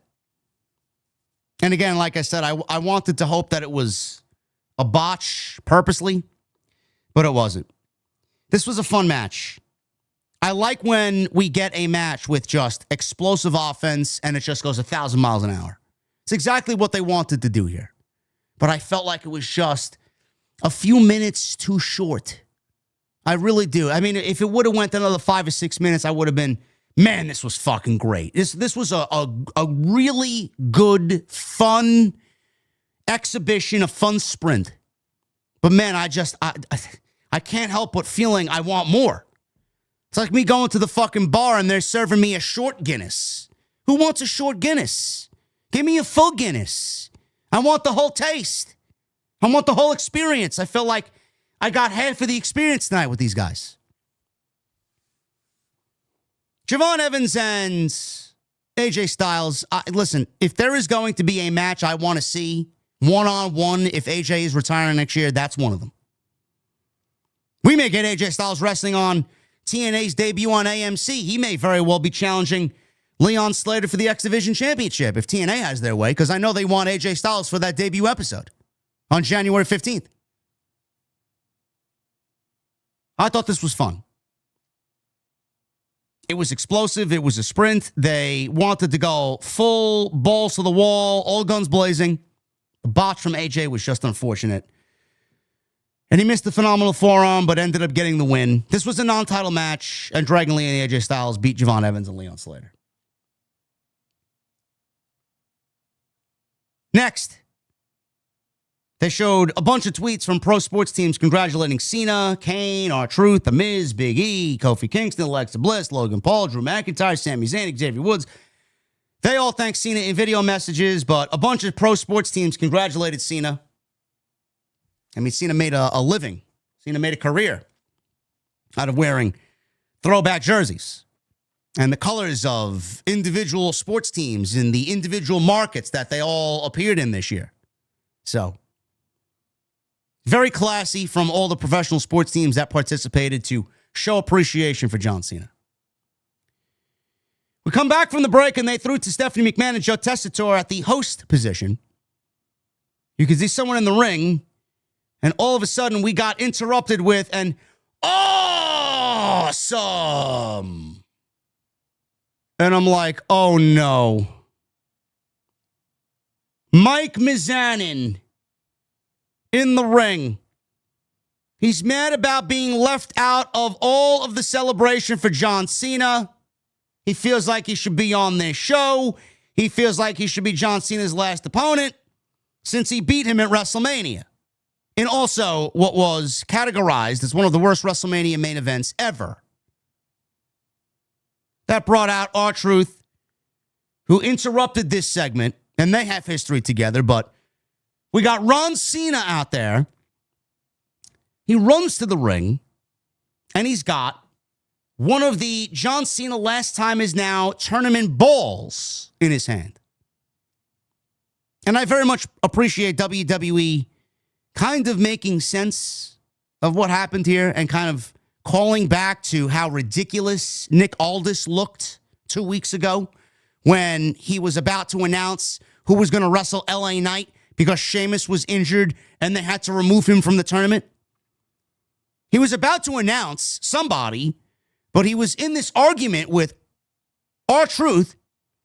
And while he was arguing with R-Truth, Miz slipped his name into the open ball, replaced whoever's name was in there with his, and Nick Aldis says, I don't believe it. The Miz versus LA Knight.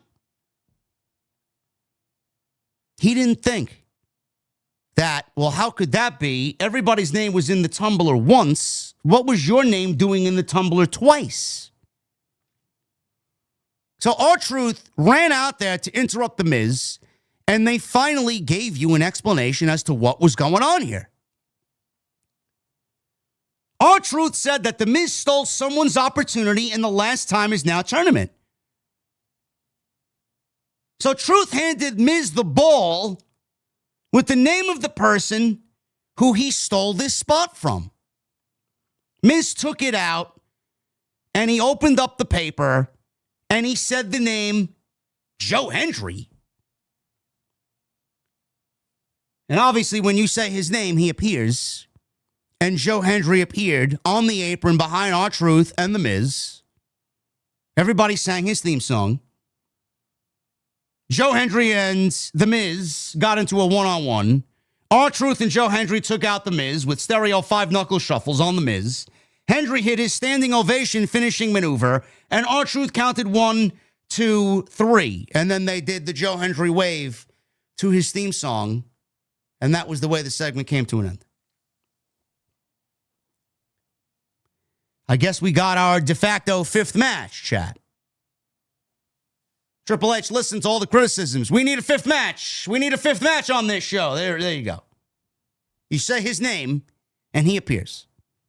And Joe Hendry was very over in Washington, D.C. Everybody was waving along. I actually enjoyed this segment. I thought it was very well done. It was a nice way to get The Miz on the show, and it was a nice way to get Joe Hendry in this situation on John Cena's final night on this show because he wasn't in the tournament. I wonder what the situation is that he wasn't in the tournament. Maybe scheduling conflicts. Maybe there wasn't just enough time because that was on a taped show. I don't know. If it was supposed to be Joe Hendry, why didn't they just do Joe Hendry? It makes you wonder. But I thought this was a fun segment. And I thought this, it very much belonged on this show. I will say that. We got to thank you, Cena video package. It touched on all of Cena's accomplishments, his relationship with everybody in the locker room, and the impact he's made on people's lives. And then we get to the main event. The lights go out. Gunther made his way to the ring, and you hear that beautiful theme music. And he stands in the aisleway, and you see nothing but Gunther, the ring general, light up the big screens behind him. Comes on out, he's wearing his robe. He's got this look on his face as if he can't give a single fuck what anybody thinks about him. He's there for one thing and one thing only, and that is to make John Cena quit.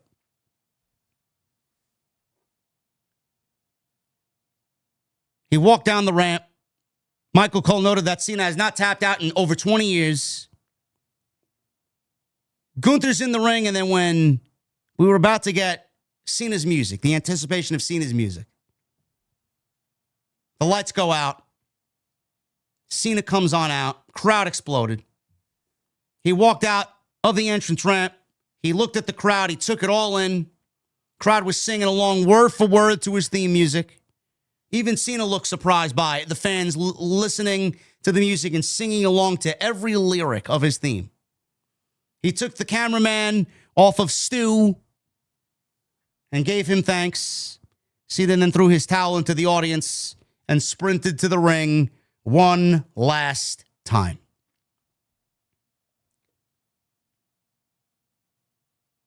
This year, Cena faced Cody Rhodes. He was in the Royal Rumble. He was in the Elimination Chamber. CM Punk, Randy Orton, Brock Lesnar, which most of us would like to forget, AJ Styles, Sami Zayn, Logan Paul, R-Truth, twice, Dominic Mysterio, 3 times. He's now up against Gunther, who's arguably one of the best, if not the best, in-ring performers in WWE. Gunther beat Javon Evans, Carmelo Hayes, Solo Sikoa, and LA Knight to earn the right to wrestle John Cena in his final match ever. He also retired Bill Goldberg this year at Saturday Night's Main Event in November. Well, when was that? No, not November. It was July. July.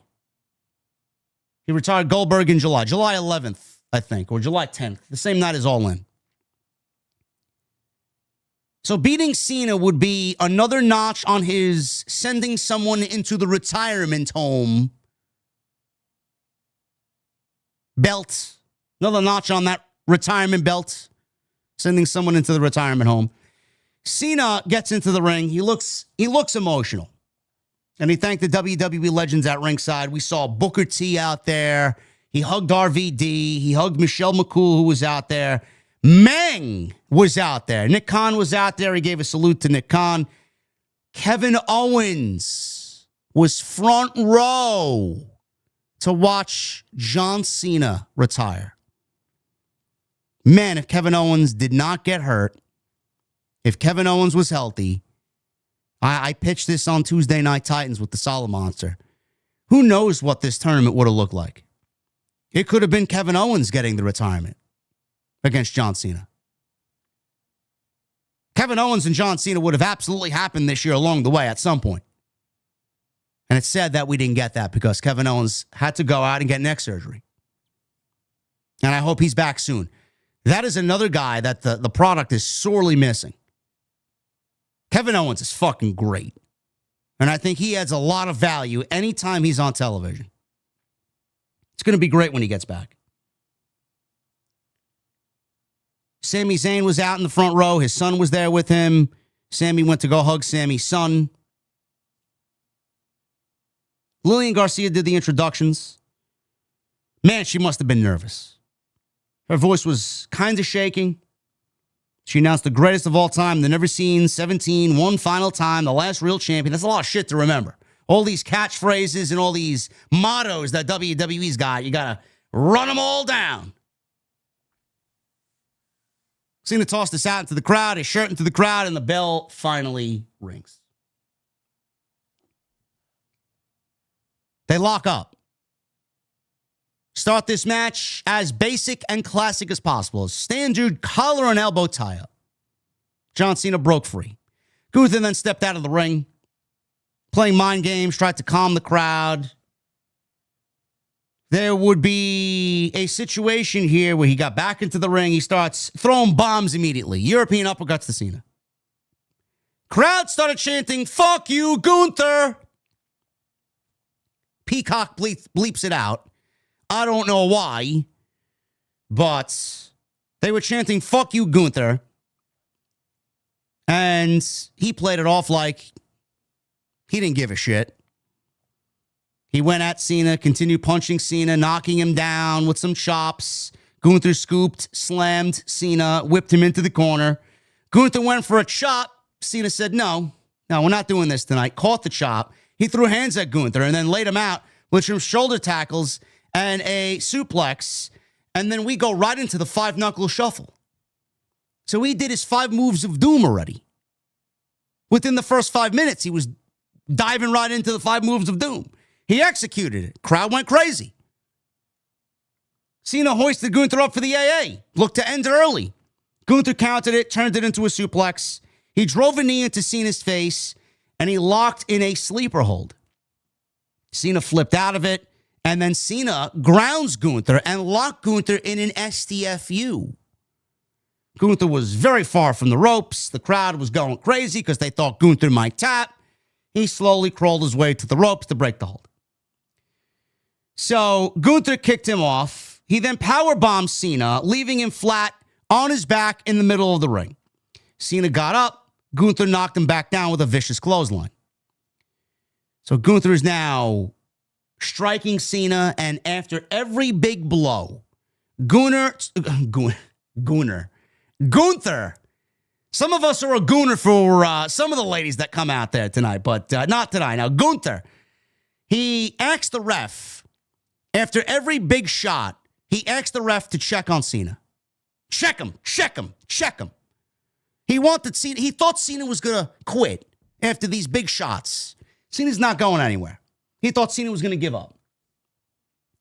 So we get a third clothesline, and he repeated the process. Gunther continues to ask the referee to X Cena. He continues to talk trash.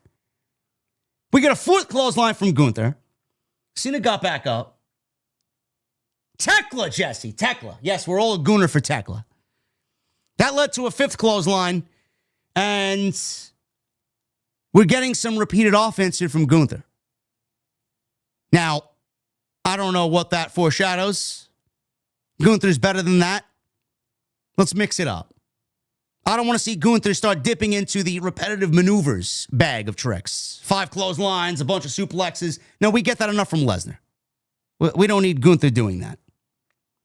So Cena ducked a 6th clothesline and began to rally with his shoulder block. He hit a second 5-knuckle shuffle, and then he hits the AA. Gunther kicked out of the AA at a 2. So this was the first actual AA. Gunther kicks out. Cena grabbed Gunther for another AA, but Gunther got out of it, and he locked in the sleeper in the middle of the ring. Cena powered out of it, and he puts a sleeper of his own on Gunther. Gunther, he wiggles out of it until his foot touched the rope. Michael Cole said he had flashbacks of Jey Uso tapping him out at WrestleMania. So John Cena had to let the sleeper hold go. Gunther slid out of the ring and Cena followed, only for Gunther to backdrop him on the ring apron. Gunther then threw Cena into the steel steps and then dragged the steps over to the commentary table because he had devilish ideas in mind. So we mock Cena for, the umpteenth time here. He's been trash talking Cena all match. He's been mocking the fans and mocking Cena. He mocked Cena as he stood on the top of the steel steps. And he went back for Cena. He was going to put him through a table, the commentary table, with a power bomb off the steps. So Gunther set Cena up for the power bomb. Cena countered this, slid down, picks up Gunther while on the steel steps, on his shoulders for an AA, and he sent Gunther through the table. Crowd starts chanting, "Holy shit, holy shit." So Cena quickly throws Gunther back into the ring. Sense of urgency here from John Cena. He goes for a cover. Gunther kicked out. So the two are in the ring. Cena got to his feet first. He went up top. He delivers the big flying leg as Gunther is just now starting to get up. Gunther kicked out at a 2 off Cena's leg drop. I always loved Cena's leg drop. I thought it was always cool to see him dive in off the top rope and soar through the air with a fucking leg drop. Fans are chanting, "You still got it," after the flying leg drop off the top rope. Cena quieted the crowd and asked if they wanted one more 5-knuckle shuffle. As it turns out, they clearly did. So Cena wanted them to be as loud as ever. So he landed it. They were allowed. Gunther popped back up. But before he could land it, he did the whole spiel. But before he could land the third 5-knuckle shuffle, Gunther quickly got up and super kicked him down. He went right into his offense. Super kicked him straight into a power bomb, cover, and Cena kicked out. So Gunther goes back up top. Another sense of urgency situation. He flies off the top rope as Gunther. It's a beautiful big splash off the top rope. Cena, uppercut. Avalanche AA. Gunther refused to go down. He gets it. Kicks out of it. I thought this was the end of the match. I thought this was the end of the match. The Avalanche AA was not. They got me. So Avalanche AA, 2 count only. Both men got up. They start trading shots in the middle of the ring. Boo and yeah, boo and yeah. They went blow for blow until Cena ducked one and tried for another AA. Gunther countered it with a powerbomb. Crowd is chanting, "Super Cena, Super Cena." Gunther is starting to show frustration. Locked on another sleeper hold. Cena starts fading as he sank down to the ring apron. He starts fighting back. He stood back up. He starts pulling Gunther's arms away from his throat. Gunther reset. Cena started to fall back to the mat. Cena powered out again and tried for another AA, but Gunther put the sleeper right back on John Cena. Cena again trying to fight out and fight deep. Stood up.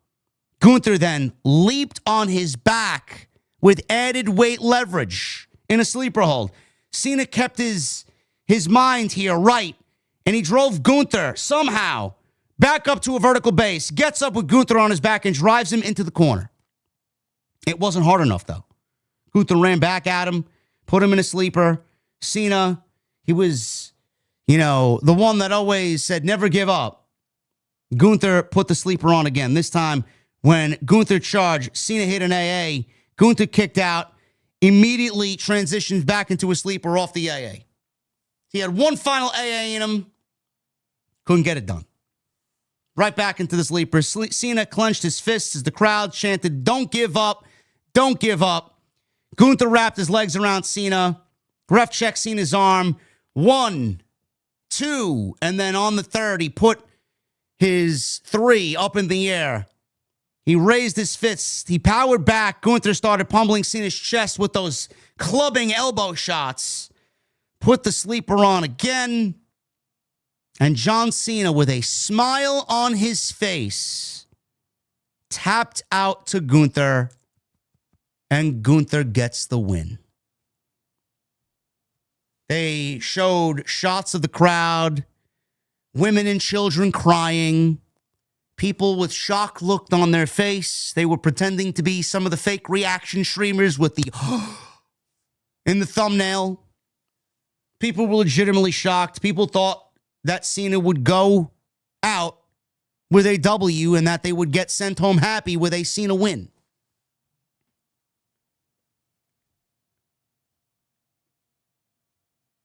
Everything that I mentioned in the beginning. I don't want to reiterate it, but this is the only part I will repeat. For all the fans upset, crying, sad, angry that John Cena didn't get a W in his final match, this was a John Cena decision. John Cena wanted this show to be the way that it ended up being tonight, and John Cena wanted to go out giving back to who the WWE has put their trust in Gunther. John Cena went out with a smile on his face. If you don't think John Cena wanted to help Gunther get to the next level of his career, then you don't know what the fuck you're watching. There's no reason to be angry. You can cry because John Cena's not going to wrestle anymore. It's all right to express your emotions. But to blame Triple H, blame him for everything else that happened this year. Blame him for the terrible Survivor Series and the 2 terrible War Games matches we got. This is not something where we should be blaming Triple H. This was a John Cena call. And John Cena went out the way that he wanted, with a smile on his face, knowing that the company is in good hands. I thought this match was great. Was it John Cena's best match this year? No. I thought the match with Cody at SummerSlam, Night 2, was better, and I thought the match with AJ Styles at Crown Jewel was better. I thought this was the 3rd best match in his entire run this year. Gunther was the right guy. They delivered a great match. Gunther showed up to work. He did not go easy on John Cena. John Cena was visibly bruised. John Cena went out there and left his soul in the ring. He did everything he possibly could to make sure that he went out with the type of match that someone should want to go out with. And we know that Cena is capable of doing that because he did that in the last 4 months of this run. And the ending was right. I thought that Cena would win just because of variables that happened. He lost to Dominic at Survivor Series. You figured that with 19,000 people, they'd send the crowd home happy. They can't have him lose twice in a row. Cena wanted what he wanted, and Cena got what he wanted. I have no problem with Gunther winning. This sets up Gunther for the next chapter of his career. He's now going to be the one that ends legends' careers. Next may be AJ Styles. Next may be Brock Lesnar. We don't know. But every time someone is nearing the old age home, we know Gunther is going to be called upon to make sure that they are comfortable as possible. The only thing that I maybe am worried about, and I don't think that this is going to be the case because the guy's a fucking consummate pro, and the guy is so great at what he does. Gunther got some massive heat tonight. And that's the right type of heat. That's the type of heat that you kind of envision John Cena looking at. Not only in his final match, but that's just the quintessential type of opponent that John Cena wrestled all his career. The heat that Gunther got tonight. That's the type of guy that you want in there against John Cena. That foreign heel who is despised by the American audience, especially in this type of role. I don't think this is going to happen to Gunther because, like I said, he's just way too good at his job. But I hope that the Gunther push is not becoming too forced. It's not feeling too forced. The fans nowadays, they're quick with their judgment. They like what they like. They don't like what they don't like. And they're quick to let you know how they feel. And the audience is not stupid. The audience is more keen now than they ever have been. We live in a day and age of social media. We are influenced by what we see and what we hear on social media, whether it's from other accounts or what we read via the dirt sheets or the rumors and the news and all this other nonsense. Fans are not stupid. I hope that this does not backfire on WWE to give Gunther this match, to give Gunther this win. I hope that he doesn't start getting the wrong type of heat. There is great heat. The great heat that he got tonight is one example of heat. And then there's heat that's go-away heat.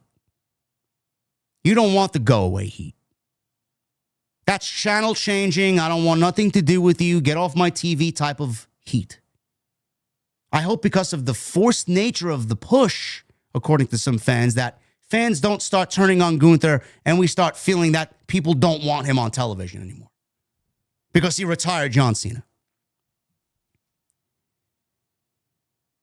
I also wondered,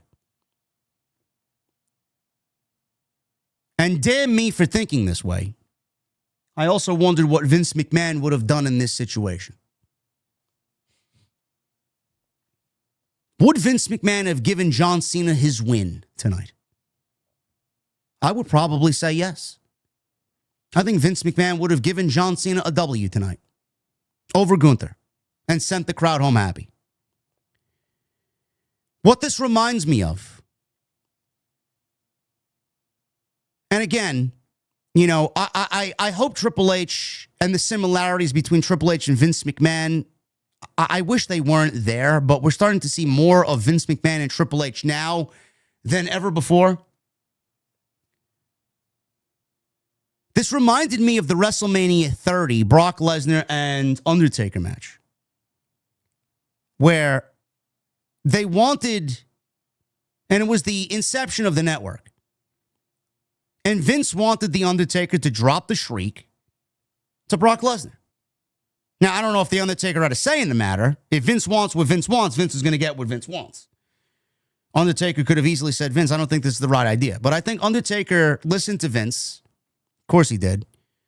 And dropped it to somebody as legitimate as Brock Lesnar. And then you see what Lesnar did that year. He went on to destroy John Cena. He held the title. I mean, at least they followed up on it. It reminded me of The Undertaker losing the WrestleMania streak to Brock Lesnar. Fans upset, fans crying, fans in shock, selling the network with a shock and awe. Sign up to the network. This is what you're missing if you're not signing up to the network. Undertaker lost his streak, and the only way you can watch moments like this is through the WWE network. It reminded me of that. Kids crying, women crying, fans in shock. Again, it wasn't a Triple H decision. It was a John Cena decision.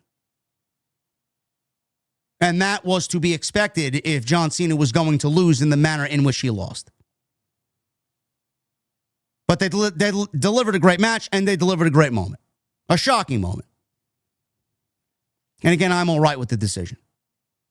As long, and this is where WWE needs to do their due diligence, they need to follow up on it. Don't just have Gunther go on to the next thing and just forget what happened tonight. Gunther ended John Cena's career. I hope, unlike the rest of Cena's run this year when you turned him heel, I hope this is the opposite. Gunther ends Cena, and Gunther has a plan now going into 26. What is it? There needs to be a follow-up on it. You don't end John Cena's career in the way that you did and don't follow up on it. We're going to be looking at that, Paul.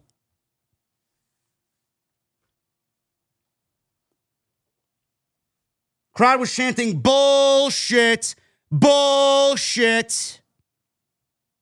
Cena was left in the middle of the ring. Cena quickly got up from the sleeper hold, sat in the middle of the ring. Gunther left.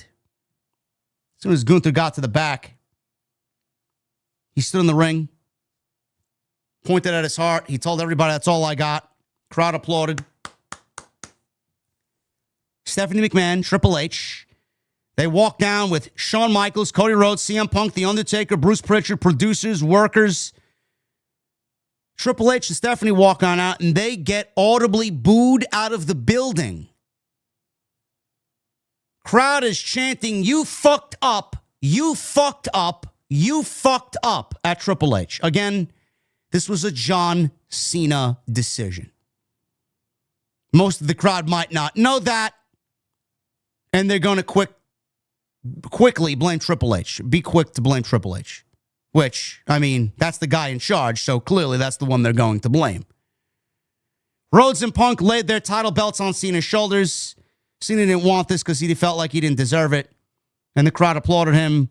He went to each corner and held up both WWE and World Heavyweight Championships. The rest of the locker room started to surround the ring. We got thank you Cena chants. Cena played with the crowd, hosting up the titles. He gave the belts back. Triple H grabbed Cena for a big hug with a huge smile on his face because they booed him again. Of course he's smiling. They made $5 million just via the live gate tonight. He then pointed to the big screen and a video package began to play. Well, we got this playing to us. There was a picture-in-picture watching Cena's reaction to it. This was their own version of a reaction video. As they played this for us at home and Cena was watching on the picture-in-picture. It recaps Cena's greatest moments, featured comments from his mom and dad, his colleagues, his rivals.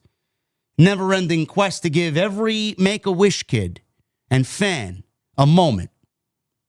The shocking part was that Vince McMahon was in this. And I wonder what the crowd reaction was when they saw Vince McMahon. I don't know when this was filmed. It looked like this was many years ago. But I said out loud while watching this, there's not a single person that should be surprised that Vince McMahon was in this video package. Like, you can't have Vince McMahon not say anything in regards to John Cena. You can't. This was basically what they wanted and what they looked for after Hulk Hogan. They needed to find their next Austin, their next Hogan, their next Rock. That was his guy. How could you have a video package with spoken word on everything good that John Cena was to the company without Vince McMahon? You can't. Cena took one more bow after the video's end. He was surrounded by everybody, friends, family, fans. He slowly stepped out of his shoes. He took his shoes off. He took his wristbands off. And he took his armband off and left it in the ring. At that point, I started to tear up. I teared up when Ric Flair did it. I teared up when Sting did it. I teared up when Undertaker did it. And John Cena. I'll tear up when Jericho does it. I'll tear up when Styles does it. I'll tear up when Punk does it. I'll tear up when Cody does it. We welcome these people into our lives and our homes every single week for 23 years. He walked up the ramp. He shook as many hands as possible on the way out. He stopped at the entrance, took it in for a moment. One final salute. Cena looked into the camera and said, "It's been a pleasure serving you for all these years," and walked to the back, and the show went to black. That was it. He did not take his jorts off, no. No, he did not take his jorts off. Come on now. Who would want to see that? I was never the biggest John Cena fan, especially early in his run. I actually stopped watching for a good year because Cena was being plunged down our throats, and I could not take another Hogan. I couldn't. I did not want to see every show end with this and, John Cena's theme music and him holding up a championship. And I don't like when something is forced upon us. I started to appreciate John Cena more when he started to decrease the amount of appearances he made with WWE. I started to appreciate John Cena more when he took the United States Championship upon himself and wanted to put over younger talent. It was at that point I realized that John Cena's priorities in the company are not so much himself, but his priorities lie with making the future what it needs to be so that it helps the company grow and sets the company up for success long after he's gone. He had matches in that tournament with Pac, or then Adrian Neville, Cesaro, Sami Zayn, Kevin Owens. It was a great fucking run. It's the reason why we got Sami Zayn doing the United States Open Challenge. It's the reason why Ilya Dragunov right now on SmackDown does the United States Open Challenge. That, to me, was one of my favorite John Cena moments, that United States Championship Open Challenge. Took it upon himself and just went with it. And the best thing about it is Cena wrestled in a very formulaic, same old type of style. When Cena got in there with guys younger than him, more athletic than him, quicker than him, Cena started to break out things that we never saw Cena do. A code red, a leg drop off the top rope, that bounce back off the bottom rope stunner that he used to do. He used to do things and tried to mix things up a little bit more, being that he was a little bit more free to do so with talent that he never worked with. He had to. All the chants of "you can't wrestle" quickly got silenced. Cena was never a bad wrestler. Everybody in WWE's always got their set style. They got their set move set. They basically modeled themselves after Hulk Hogan. Hulk Hogan didn't need to go out there and fucking do flashy moves. He had the eye rake, his punches, his big boot, his leg drop, the Hulk up, the body slam, and that's it. He was a showman. John Cena didn't need to do any of that. John Cena was a showman. He was a sports entertainer. But when he really needed to wrestle, John Cena fucking wrestled. The guy's got a 5-star match this year. Don't tell me that John Cena can't wrestle. John Cena had some of the best matches in his career this year. Don't tell me John Cena can't wrestle. You just make yourself look fucking stupid. A lot of people asked me this week, JD, what was your favorite John Cena feud? CM Punk. John Cena and CM Punk to me was the top of Cena's career. His greatest rival was CM Punk. 2011, Money in the Bank, Chicago.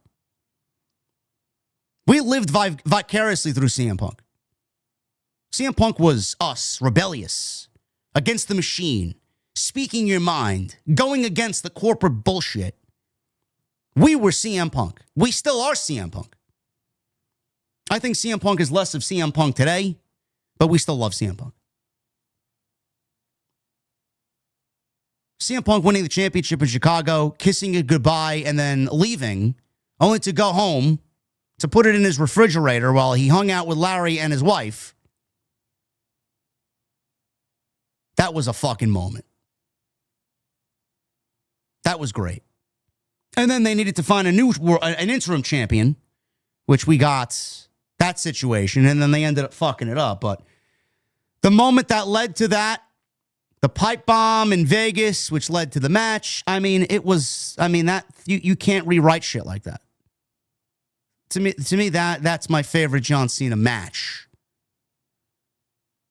You know, the match with Shawn Michaels in London, 55 minutes, another one. His match with Umaga. How could you forget Umaga? That match with Umaga was fucking great. Great. That was Royal Rumble, January 28, 2007. One of the most brutal matches that John Cena was a part of, man. A match that made Umaga into a fucking modern-day monster. John Cena didn't have many matches like that. That was special. The One Night Stand, 2006. World title match with RVD cashing in at Hammerstein Ballroom. Wanting the main event. Cashing in that year's Money in the Bank against John Cena. That was one of my top 3 matches for John Cena in all of his 23-year career. Mainly because of the fucking place where they wrestled. John Cena walking into hostile territory. ECW, rabid, bloodthirsty ECW fans. With that iconic "If Cena wins, we riot" at Hammerstein Ballroom. I watched that pay-per-view back more times than I care to admit. And a lot of it had to do with that match. Plus the Edge and Mick Foley versus Tommy Dreamer and Terry Funk match, which was fucking great. Umaga, Shawn Michaels, RVD. Edge, I thought, was John Cena's second greatest rival. Edge's cash-in at New Year's Revolution. After that, first ever Elimination Chamber match. Unbelievable moment. Unbelievable moment. I wish they did more with that instead of dropping the title 4 weeks later at the Royal Rumble, but that was tremendous. And I always thought Edge and John Cena had a chemistry that was fucking great. I didn't really care for the Randy Orton rivalry. The Rock, I didn't care for that. I thought it was overhyped, corporate garbage. I didn't care for it. Bryan Danielson, SummerSlam 2013. AJ Styles, SummerSlam 2016. Obviously, I enjoyed his Royal Rumble match with Styles more than the SummerSlam match, but I loved the end of the SummerSlam match. Cody Rhodes, SummerSlam 2025. Sami Zayn, Logan Paul, AJ Styles this year, Gunther tonight.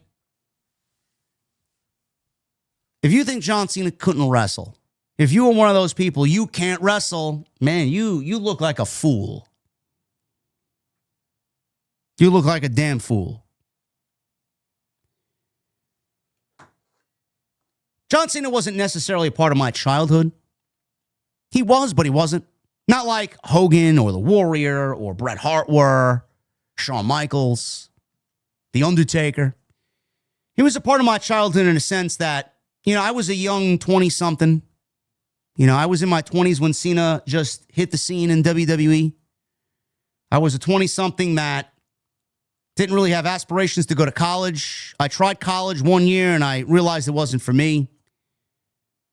I was a 20-something working dead-end jobs, didn't know what I wanted to do, didn't know who I wanted to be. I was very much still finding myself until I eventually moved out of the Bronx and I moved to Atlantic City, where I resided for 9 years, and I found slowly who I was and what type of person I was. So yeah, Cena, I grew up with John Cena. I grew up watching the WWE product with John Cena at the top for 23 years. So yes, John Cena was very much a part of my childhood, now being a 43-year-old dude. So yeah, he was a part of my childhood, but not in the same sense of a Bret, a Hogan, a Warrior, Shawn Michaels, Undertaker. For 23 years, we got to see John Cena give us everything he had. Some people lived by the mottos that John Cena instilled in us. Never give up, never quit. Hustle, loyalty, respect. I don't really have anything else to say about John Cena, but thank you. It's always heartbreaking and it's always sad, and it's not wrong to ever shed a tear to see something that you have welcomed into your home for over 20 years simply move on to a new chapter in their life and say goodbye. When one door closes, another one opens. There's nothing wrong with being emotional. Your favorites retire and they ride off into the sunset, giving way to the youth. The fun thing for us now is, who's going to be the next John Cena? That's what I'm excited about. I hope I'm right here 20 years from now talking about who the next John Cena is, looking back at Cena's career and seeing how this, whoever it may be, is modeling themselves off of John Cena and how they become the next John Cena, and to see who maybe breaks number 17, to see if John Cena keeps his promise. On who breaks number 17, he's going to be the first person to shake the hand of whoever wins number 18. Who's that next person going to be? That's what I'm looking forward to. That's the fun in what we do. That's what I'm excited about. So yeah, it's sad, but it's exciting to see who is the next John Cena. Who's the next Roman Reigns? Who's going to be the next Cody Rhodes? Who's going to be the next CM Punk? It's tough. In a year where Hulk Hogan passed away, who was the biggest star in the history of the company. Arguably, one of the top 3 biggest stars in the company. Top 5, maybe. Who's bigger? Cena, Rock, Austin? I'd say Austin's bigger. Cena's top 5. One of the top 5 biggest names in the history of this company, ever. Saying goodbye. Hogan passed away this year. Cena's retiring. AJ's retiring next year. Jericho's going to be on retirement's door.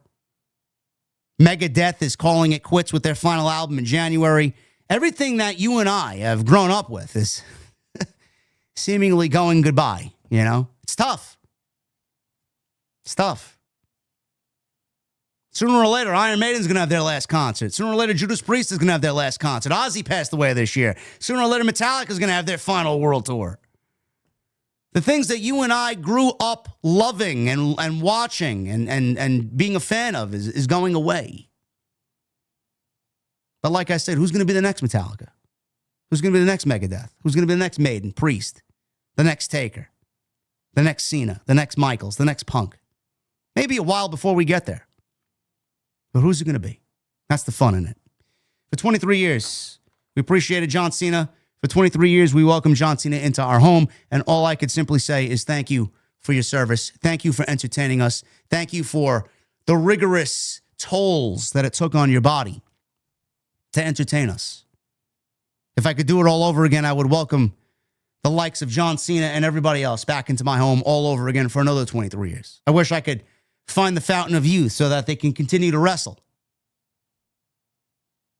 But John Cena is now fully retired, and no matter what he does, I think you and I and everybody else are going to support John Cena in life after WWE. Thank you guys for a tremendous, tremendous, tremendous stream. We had upwards towards 5,500 people in here tonight. I got to give you guys a round of applause on that one. Honestly, you guys have fucking killed it.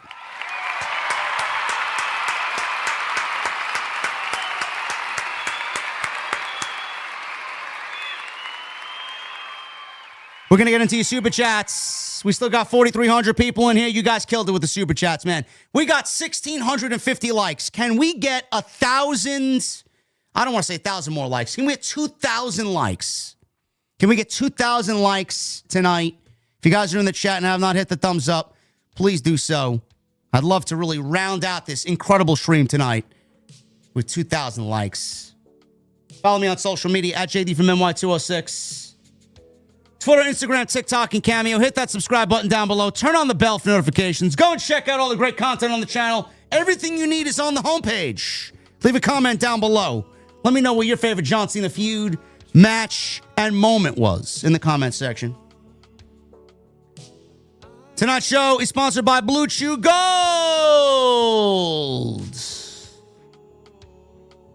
Tonight was the end of an era, chat. John Cena stepped into the ring one last time, went out fighting even in defeat against the mighty Gunther. And listen, that's what legends do. John Cena is certainly a legend. They don't quit.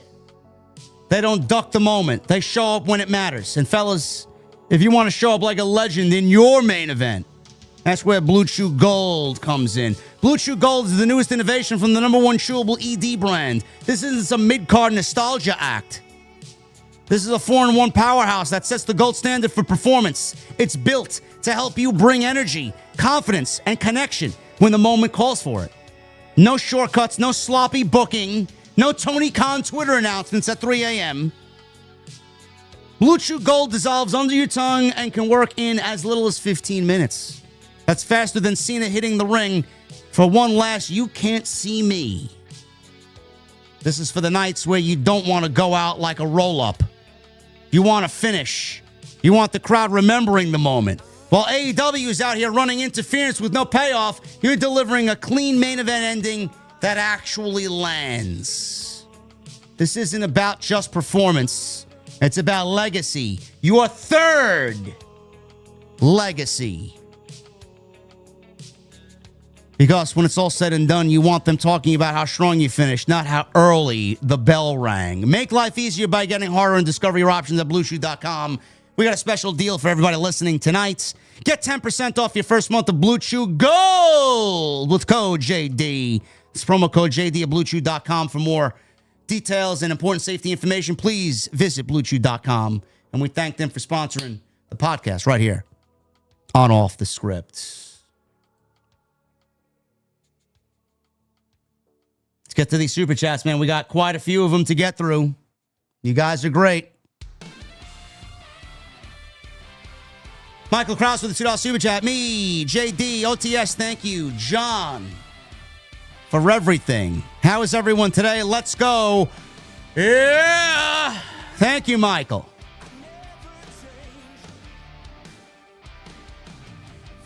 Paid. AJ313 with 31 months. Thank you to the GOAT, John Cena, my childhood favorite wrestler. Having his t-shirts to spinning WWE championships. He's on my Mount Rushmore. Thank you, Cena. Michael Krause with yet another $2 super chat. Role model. Michelle Moran with a $2 super chat. We knew Drew would get involved, but a DQ? Lame. It wasn't even a DQ. It was a no contest. It was a no contest. Nobody got a decision.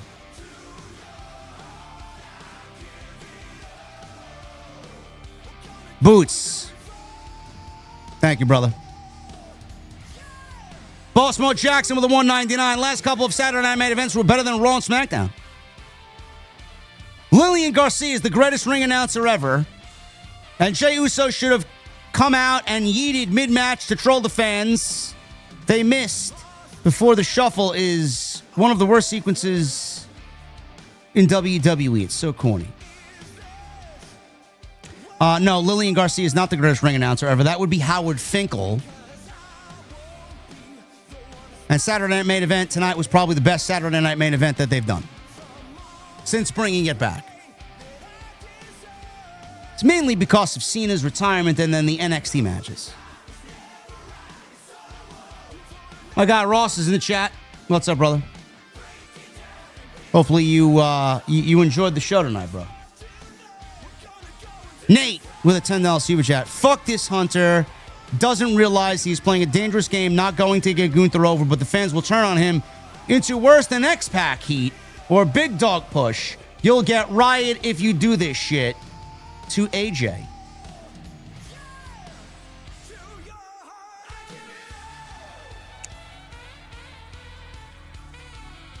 It's a concern, but not one I would be overly concerned with, Nate.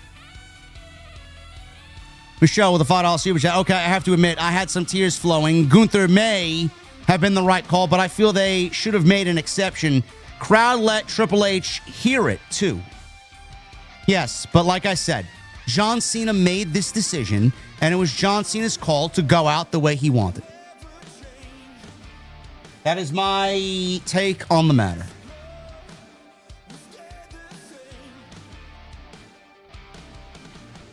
Look, I'm going to shout him out even though he might not want me to.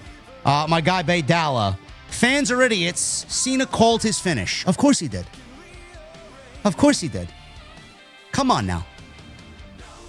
Do I know what I'm talking about, or do I know what I'm talking about? Clip it. Clip it. Let him know.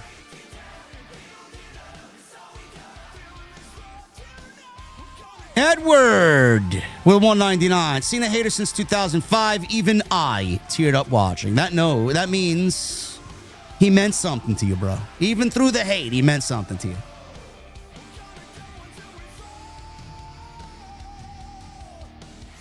Major Emotions with a 199. Triple H got more heat on himself than it did Gunther.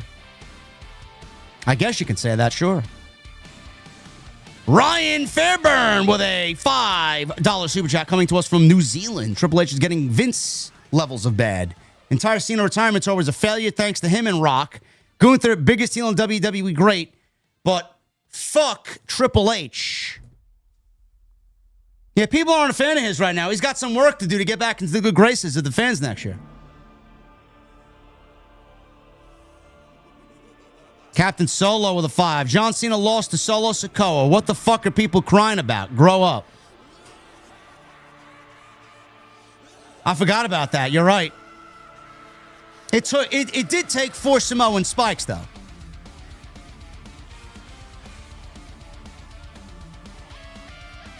Steph Curry fan with a $5 super chat. Gunther is going to get super hate on Monday. Good. It's exactly the type of role you want if you're a heel. You want to be hated. Steph Curry fan with a $10 super chat. Gunther needed that win more than Cena did. Well, that's why Cena called his finish.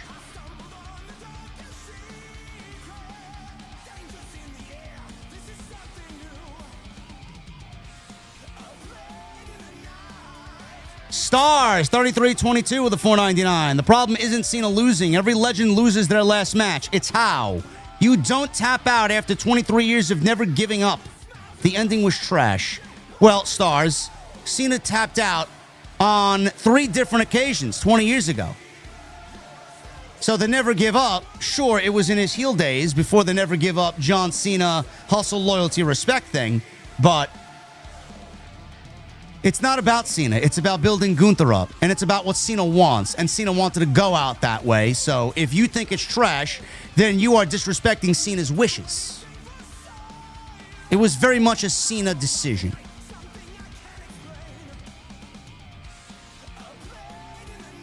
Mo All with the 279. Hashtag 5 Triple H. I'm not even saying I want Vince back. Well, who's going to run TKO? Well, who's going to run WWE Creative.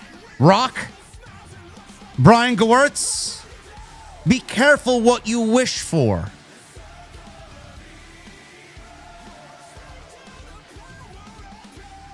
DJ Boat with a $4.99. Y'all are going to end up protesting yourselves into a $7 promotions creative team. Triple H is bad, but chill. See? Be careful what you wish for. Shnamtra with a 14 months. Thank you, Cena. And yes, Hunter laughed because he knows he fucked up. Laughing emoji. OTS for life. No, Hunter's laughing because he doesn't like us fans. He thinks we're fucking retarded. They made $5 million in gate alone tonight, minus merchandise sales. He's laughing all the way to the fucking bank. He don't give a fuck what we think. Nobody wants Vince back, Ross. Who wants Vince back? The same guy that gave us Bobby Lashley and Austin Theory oiled up doing fucking a pose-off to end Monday Night Raw years ago. This is the man you want back? Remember Bobby Lashley's sisters? He was the culprit of that. My egg! My egg! The golden egg. You want the golden egg back, huh? This is the same Vince McMahon that ran Becky Lynch to run the gimmick of my precious, my little hobbits. That's the Vince McMahon you want back, right? Be careful what you wish for.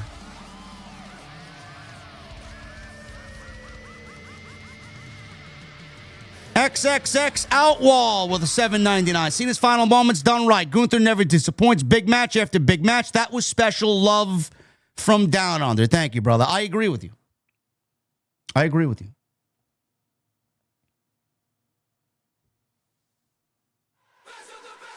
Nathan Cox with a $1.99. Hashtag 5 Triple H. Horrible ending. We need a new booker ASAP. Why don't you calm the fuck down?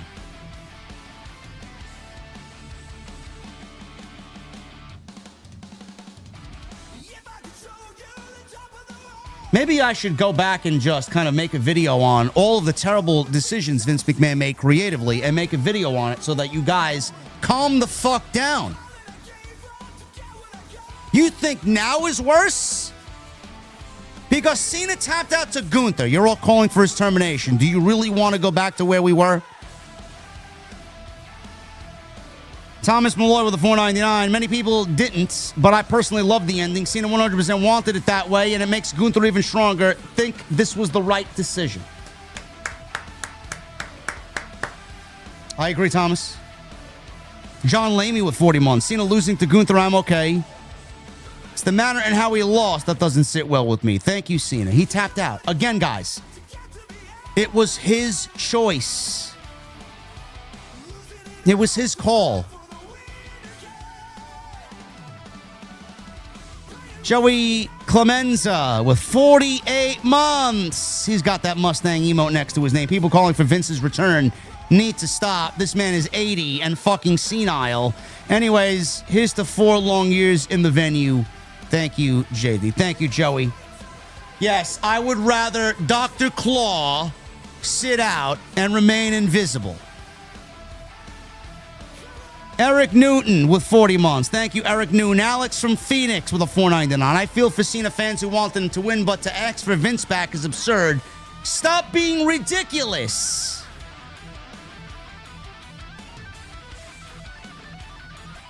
Johnny Cloud with 51 months. Cheers to John Cena and one hell of a career. 51 months in the venue and counting. Let's fucking go. I'd love to see it, Johnny.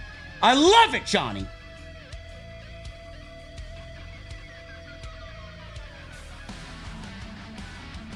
Keith Smith with 4 months. Have the guy that made a career telling kids with cancer to never give up to tap out in his final match is genius level booking. Fuck Triple H. You guys, man. You guys are mad at the wrong fucking guy, man. I tell you. You guys are mad at the wrong fucking guy. Out of everything this year, this is the one thing you're mad at Triple H for.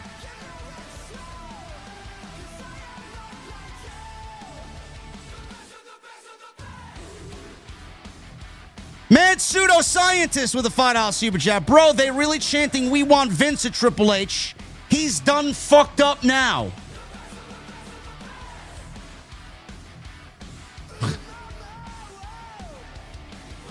Captain Solo with a $5 super chat. All the clowns crying how much they hate Triple H, but apparently they forgot how bad Vince was. If you want to be mad, blame Vince for selling to TKO.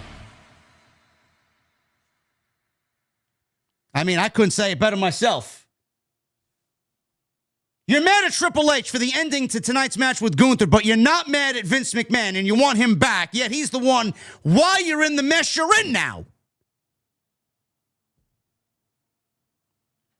Yes, let's give Vince the reins again. After this is the same guy that basically sold the company to TKO, and we got the product that we got, and we got the commercials and the advertisements and the corporate feeling that we got now because he sold it to Ari Emanuel and TKO and Endeavor because he felt like he would still remain in power if he did. Yet you want him back. Triple M, $5 super chat. Cena tapped. This is Gunther's now. Nah, hey, goodbye. Doing this contest mode on D2 now. We can run it next week, bro. I can't wait. I'm hearing people are one-phasing the bosses there. I'm already leveled up. Tell me what I need to level up and we'll go. Survivor 1993 with 8 months. Despite Triple H doing very safe booking, there's not enough money. You could pay me enough to want Vince McMahon back. Bro, people are mental. People are mental.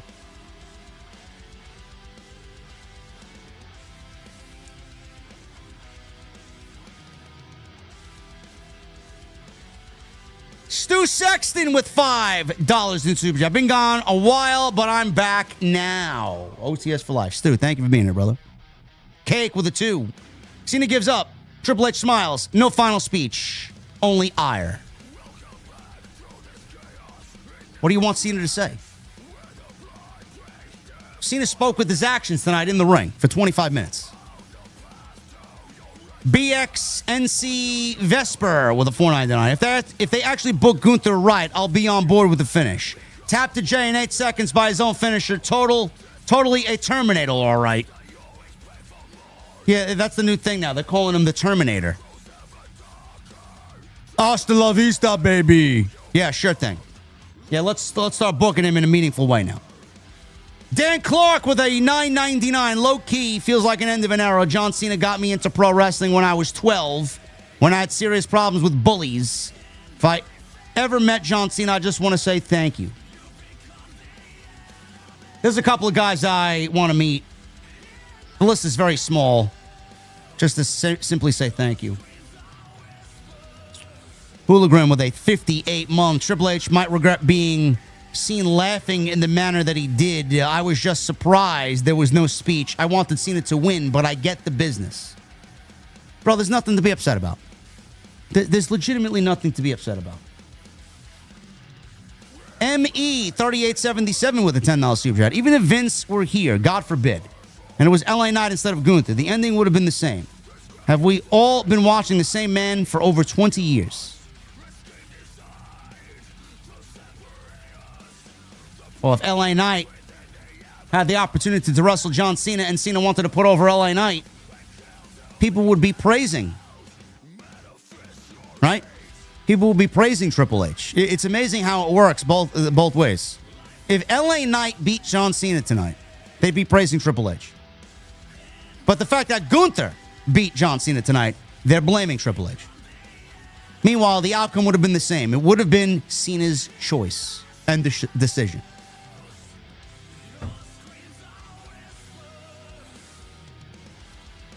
Fast Daddy with a $4.99. Give me Oba versus Brock, Solo, or Sol Ruka versus Maxine Dupree, and Javon Evans versus Carmelo Hayes all day. I think Sol Ruka is going to end up on SmackDown.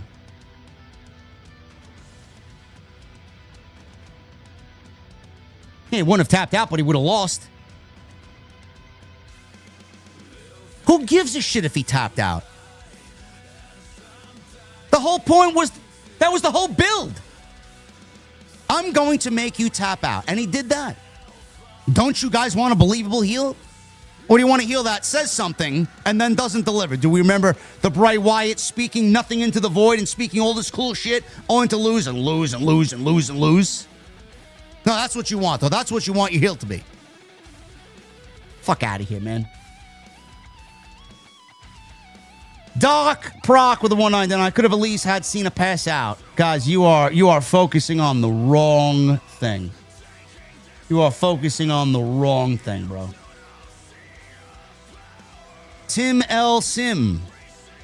$20 super chat. Dropping it. I say hi as I'll watch this later, but my thoughts on Cena's last match was that it was better than I expected and thought it was the right decision to let Gunther win by submission, but didn't like the way it ended.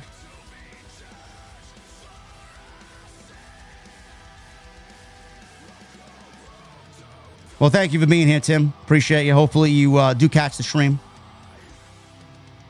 Stone Cold, 75.29 with a 4.99. JD, about to try so hard to be different on this stream. I get it. The IWC messed you up mentally, but speak what the problem was with that finish. Stop. There was no problem. There was no problem. I'm not being different. I would say this right to your face, too. You're going to lose sleep over it. You know what I'm going to do? I'm going to hop on Destiny till 4 o'clock in the morning, and then I'm going to go to sleep without a fucking thought on my mind. But, man, that was a great stream tonight. Trying to be different. I am different, and I'm fucking great at what I do. Fuck off. Your $4.99 doesn't even pay for my $10 latte tomorrow. Chris Phoenix with a 40 months. Everyone needs to chill the fuck out with the chance. Cena wanted to go out that way, and he had a smile tapping out in the end. OTS for life.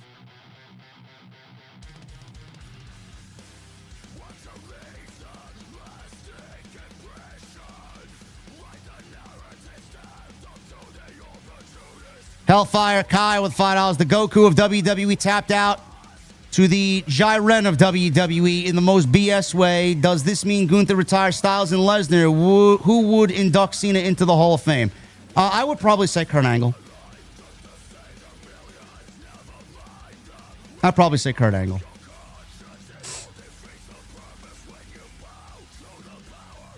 I don't know how many times I got to repeat myself. What are you people upset about? It was a John Cena decision. John Cena wanted it that way.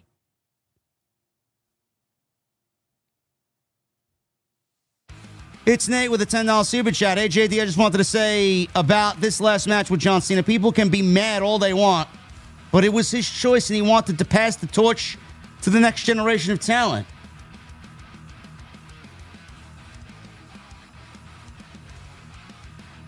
No, what sucked was the ending of the Oba Cody Rhodes match. That sucked.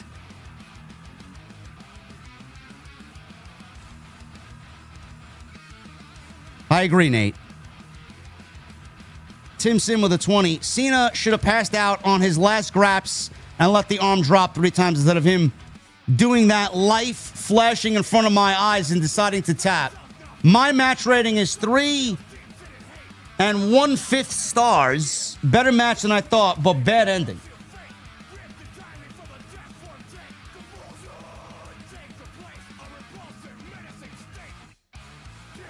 John Cena went out smiling as he left the WWE in better hands when he started than when he started. Yet everybody seems to have a problem with the way John Cena wanted to go out. Go tweet John Cena. See what type of reply you get back. I love potatoes. Tittle potatoes. I love potatoes. Tittle potato. $10 super chat. I know why Gunther is known for tapping out his opponents.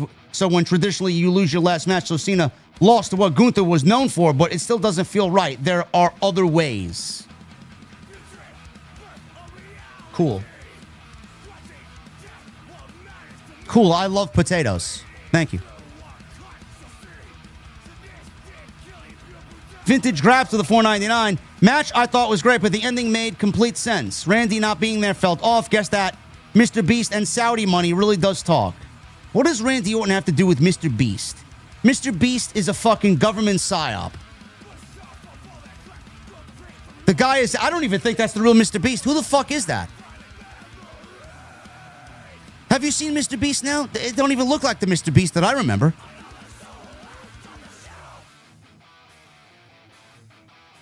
Guy had to catch himself talking about the fucking ice walls in Antarctica. You didn't think we seen that slip up, huh? What's down there, bro? Care to tell us?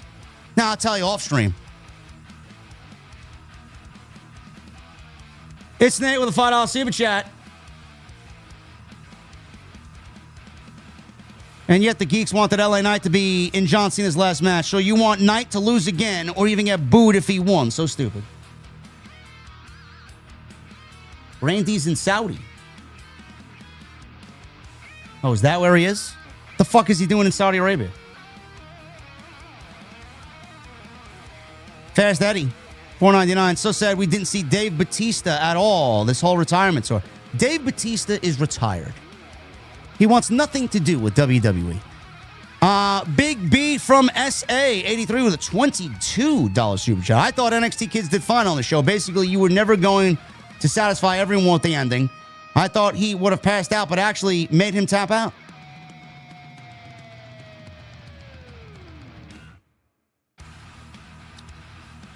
Thank you, Big B.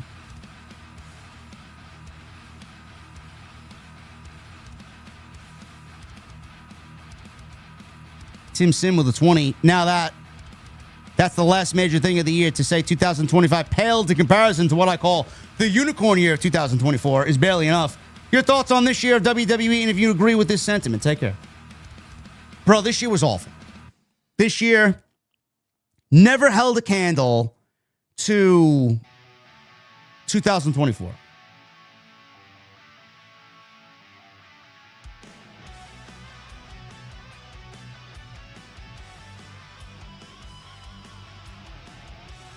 Real Danimal with a $5 super chat. As much as I am not a fan of Tony Khan, one thing I can say is he knows how to do a retirement. It was probably Cena's choice, but Triple H could have said no.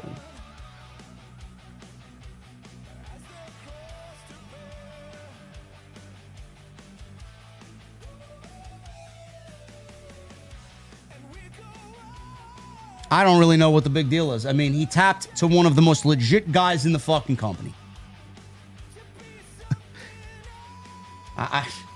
Like, you're diminishing Gunther's ability as if he can't tap out anybody on the fucking roster.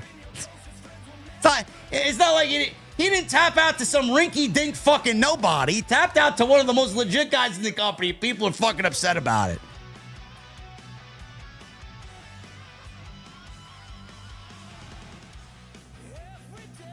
Tim Sim with a 10. Also, I want to say that if Cena was to win instead, then whether you like Gunther or not, you were going to deeply bury a major WWE superstar like him. Right move to boot Gunther over. Happy holidays, y'all.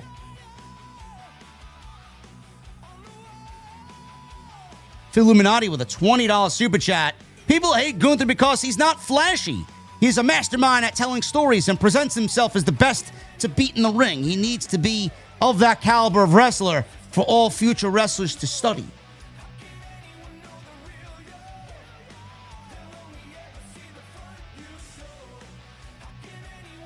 You're crying about Jey Uso. This is the same guy. You blame Triple H for that. You're crying about Jey Uso tapping out Gunther when Triple H basically booked his entire year off of fucking moments. He booked Jey Uso to win the Royal Rumble so that he could yeet at WrestleMania with the World Championship. You do know that. Gunther was simply doing his job. That's something you blame Triple H for. Not tonight.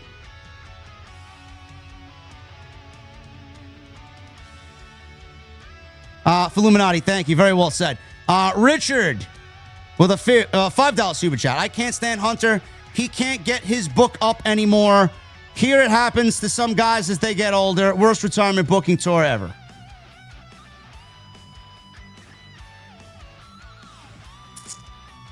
Grand Prairie Cobra with the 2. Gunther needed to win dirty, not outrage, though.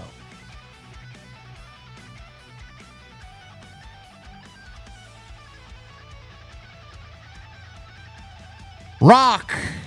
OV7 with a $4.99. Brother trying to be different because the IWC AW locker room messed up his mental health. It wasn't a good business decision. Gunther won't draw. Thank you, Stone Cold, for going on your burner account to leave me another $5. Now you completely paid for my pumpkin spice latte tomorrow as I walk Main Street in town playing Pokemon Go. I'll have you to thank, bro.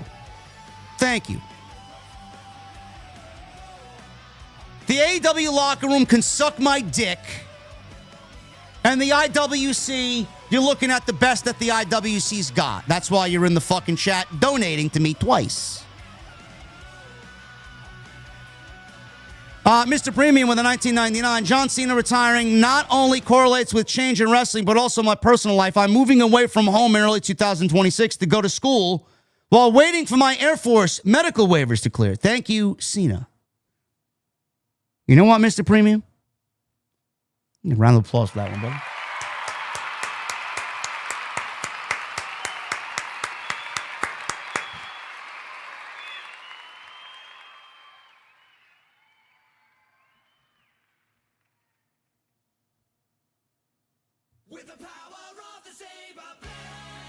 Shane Brown with 36 months. Proud member for 3 years from watching the GOAT to get his flowers to the GOAT of the podcast world. Thought it was a great send-off tonight. Thank you, Shane. I appreciate that, brother.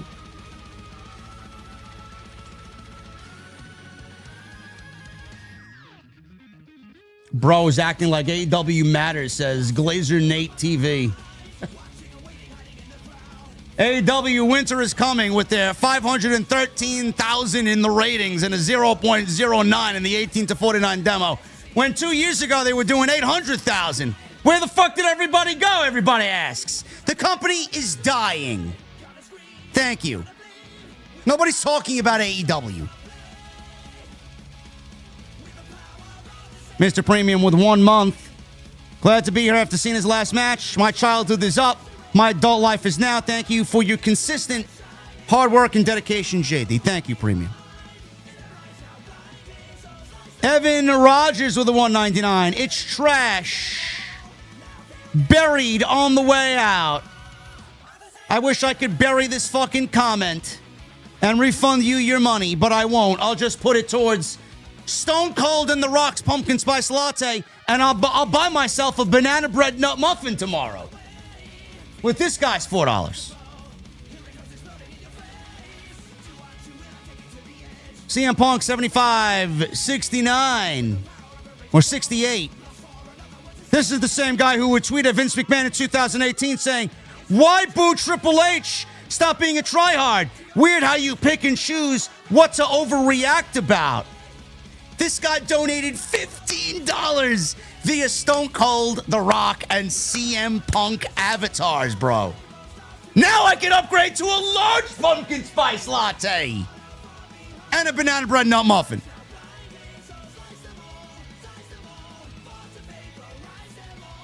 Who's next? Maybe we get a Braun Breaker avatar. Evan Rogers. Perfect Bros. Favorite match is Fiend vs. Rollins in Hell in a Cell.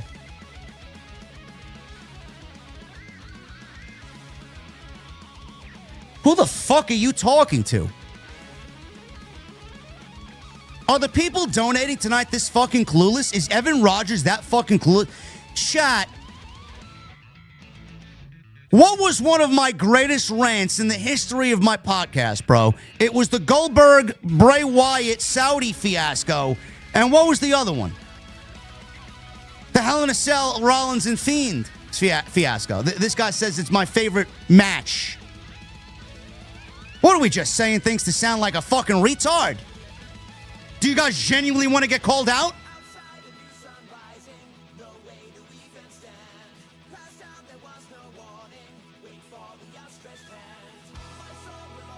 Helvet Ivan, 02 with a 15. A legend putting over a young talent. Long-term booking. Cena didn't need the win. Walter did. Wish Triple H brought in Imperium to give Walter a standing ovation.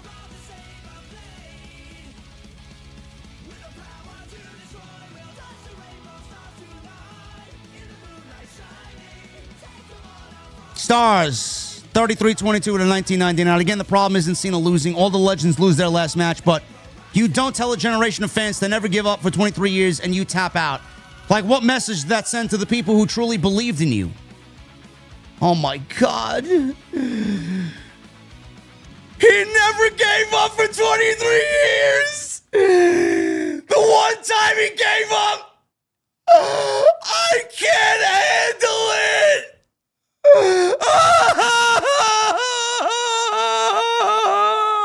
Shut the fuck up. Oh, my God.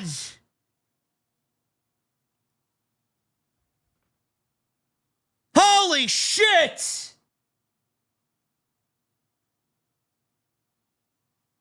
Guy tapped out once in his 23 fucking years as a babyface, and everybody's fucking losing sleep over it.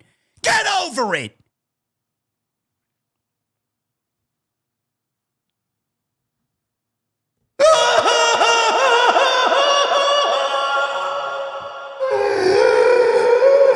John Cena talked out. I don't believe it. My childhood hero. He said he wouldn't tap out. Oh, Cody.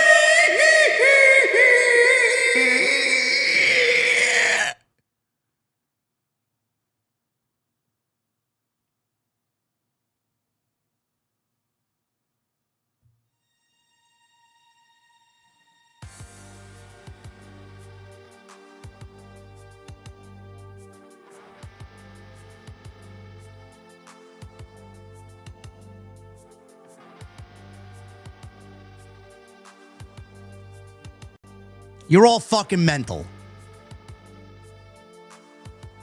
You're all mental. Go to bed. The adults are up. Tantalizing tag team. Look at this fucking guy. Tantalizing Tony. Stay tantalizing, bro. $4.99. John Cena booked this old school. Kudos, see? Tantalizing Tony knows what's up.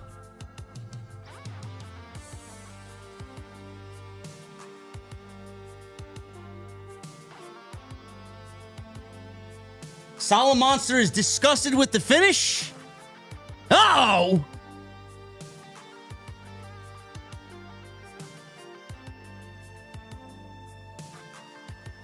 Should be an entertaining Tuesday then. Bro, there are worse things to complain about than Gunther tapping out John Cena, bro. I'm fucking sorry. Would I have liked John Cena to win? Sure.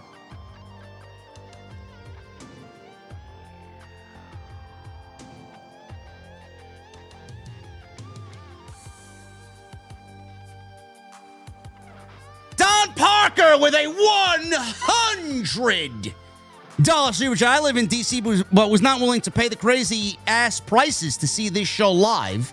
I would much rather leave a bomb for OTS. Us real wrestling fans understand you go out of the business looking at the lights. See, Don Parker knows.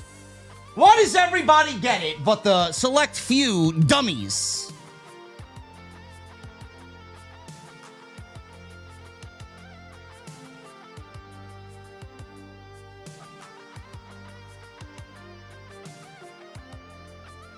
Ladies and gentlemen, it'll be JD Graham versus Solo Graham live on TNT this Tuesday. Tune on in.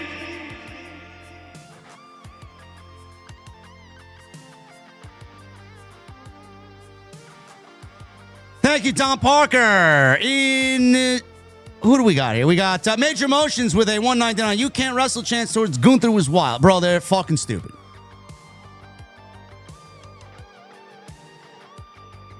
Indignious with a $5 super chat. This is like when Goku gave up at the Cell games out of character.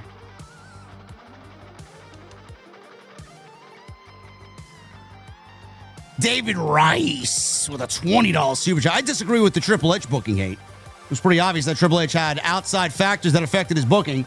If you notice, the booking got better around SummerSlam. Top talent are still over and future stars.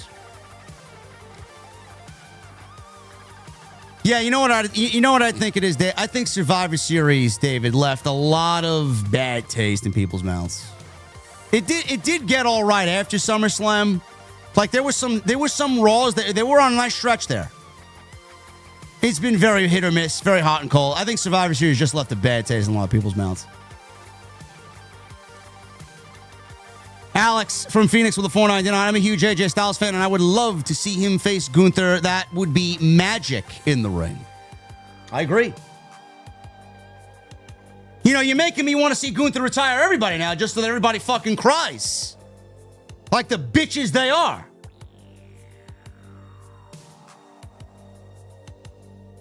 Cody Snyder with a $5 Super Chat. Hogan, Savage, Brett, Shawn, Austin, Rock, Cena, Punk. Goddamn. Thank you, Cena.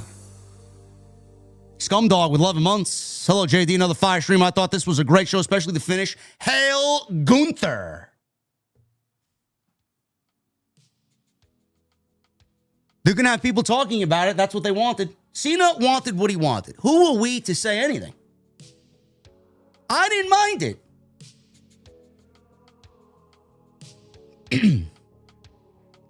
Thank you, Scumdog.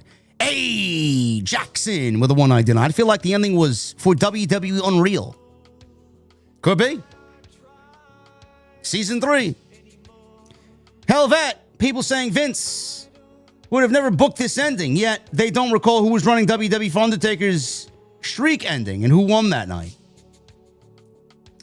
Well, that was a different circumstance. That was the beginning of the WWE Network. Base with a $20 Super Chat. Crucify me, I don't care, but Gunther making Cena tap out was the right call. It benefits Gunther, who is a weekly attraction. Immature fans wishing death on Triple H now. Great show all around.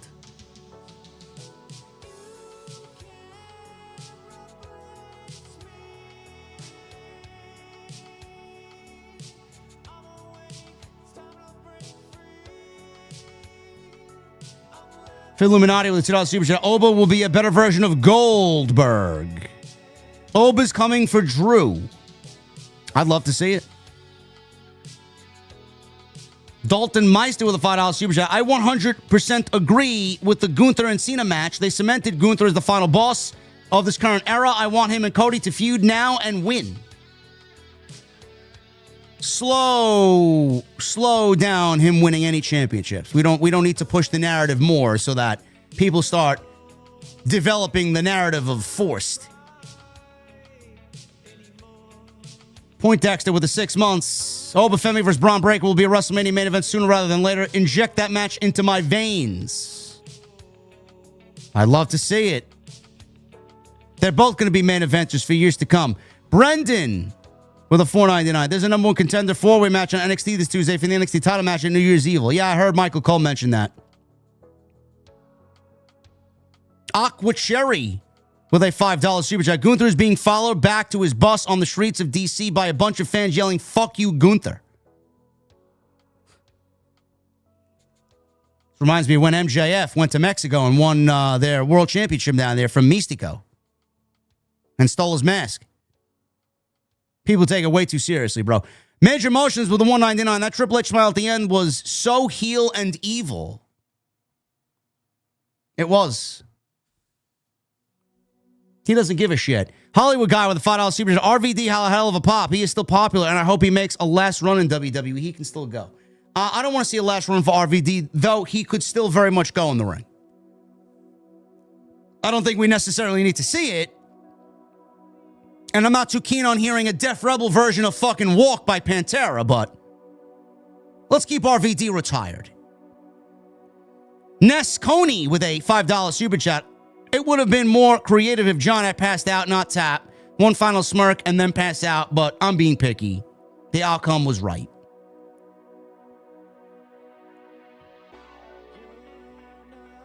I don't see a problem with what they did. M. James with a 5. Jason hated the ending. Excited for the debate on Tuesday now between you two. Personally, I loved it. It was old school and it was bold. Cena even smiled. That's fine. Well, what's going to happen on Tuesday? He's going to say he didn't like it. I'm going to say I liked it. Give our reasons why, and then move on to the next segment. Like everybody's expecting us to argue, and I'm going to find a new co-host the following Tuesday because Jason quit. It's what the show is about.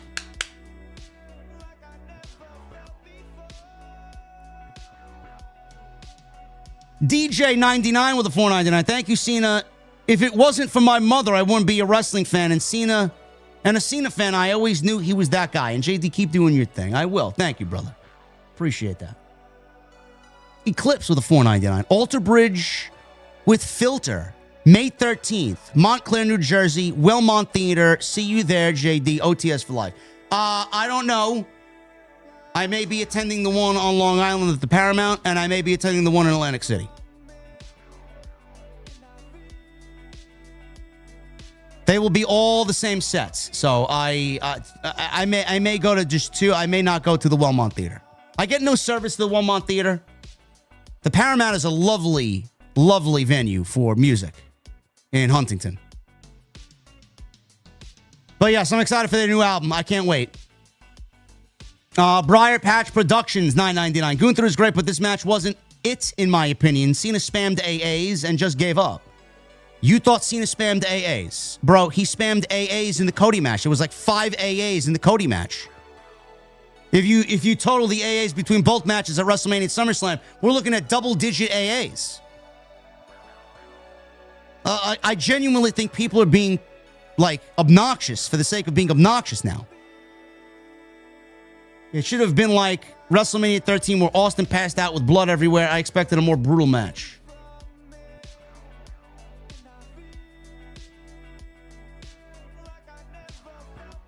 I thought the match was fine. Best in the world, Matt, with a $5 super chat. Gunther versus Jericho next year. Calling it now. Nobody's asking for that. Don Parker with a $5 super chat. If Cena made the call to go out tapping out, he truly did end his career by saying, fuck them kids. Love it.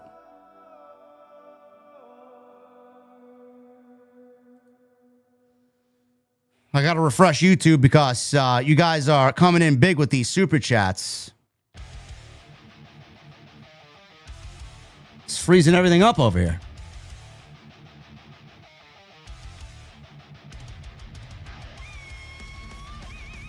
Now I can't even get YouTube to refresh. Oh, it just crashed.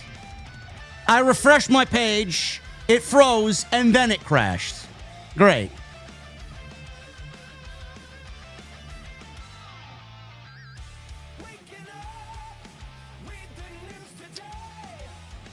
Where am I now? I lost my place here.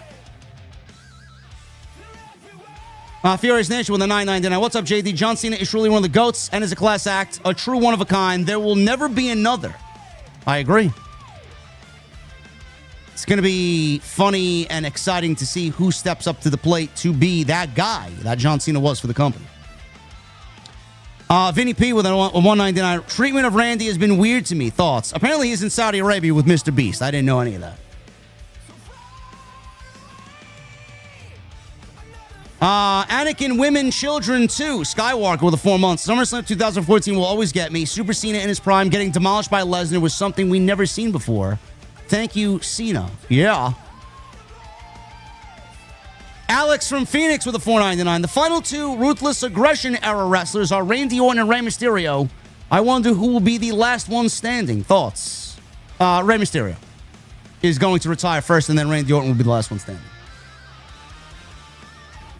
Charles Hale with a $1.99. Bailey reminds me of Natty as a measuring stick. I agree. Sig Marek, $8.40 with a 10, said, how as you get older, you don't realize it, but things you cared about start disappearing. It sucks. It very much sucks. Clone Force with a $4.99. Fans were yelling at Gunther while he was leaving out of the arena. I saw it on X. Thank you, Cena. People are mental. Stu, 68 months. Been gone for a while, but now I'm back. Can't wait to see where Gunther goes from here. 68 months strong. Thank you, brother. As always, thank you for your service, man.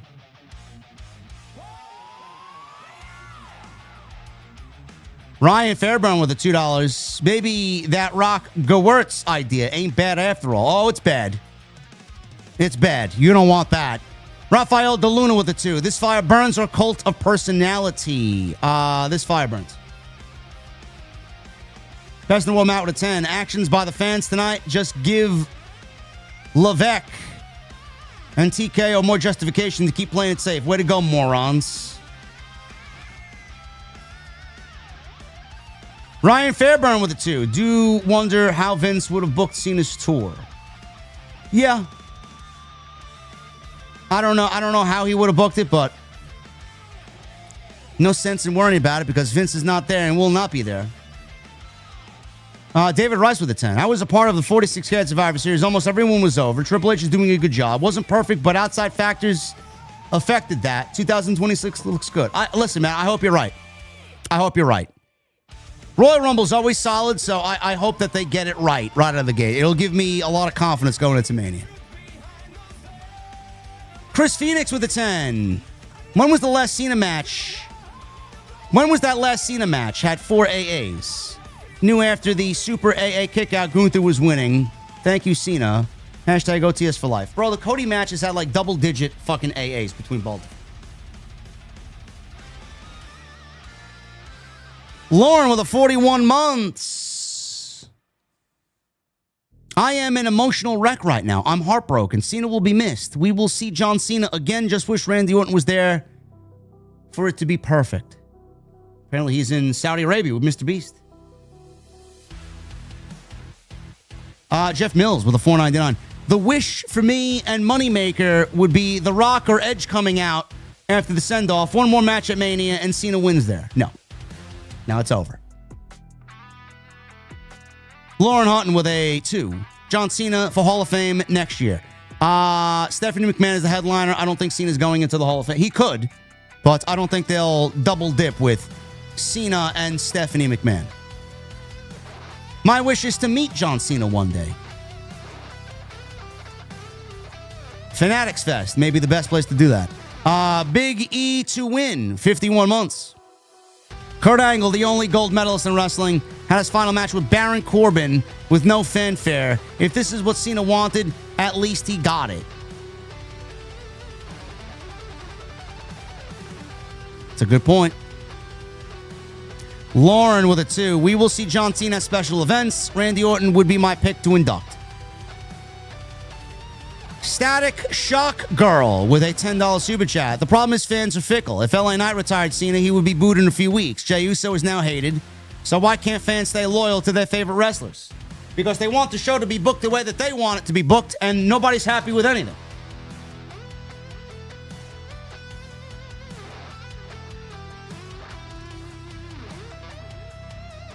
WrestleMess with the 199. Do you think they hold off Cena's Hall of Fame induction until Saudi? Does Cena want to be inducted into the Hall of Fame in Saudi Arabia? Grantalion with a 5. Thank you, Cena. Thank you, OTS. Fuzzbrain with a 5. It's been a while since I watched the match, but decided to go for Cena's last match. Whatever happened to Kevin Owens? He was so over a few years ago. He needed neck surgery. Hopefully, he will be back in 27. Hopefully. Lauren with a 2. No, John deserves to do a Hall of Fame in Vegas. Do you know John Cena wanted to do 220 dates? I think John Cena was mixed up with 2014. WWE don't even do 220 dates nowadays. Mike Witt with a 5. Sting's last AEW run was so much better than Cena's last WWE run. Just my opinion. I agree it was. I thought it was great. WrestleMess with the 199. I'm looking forward to the meanest Gunther ever. Lauren, thank you, Cena. Caden, great show tonight. For NXT, thank you, Cena. Daniel to Miami. This Monday, Gunther will get Roman Reigns Raw after Mania level heat. Good? Good.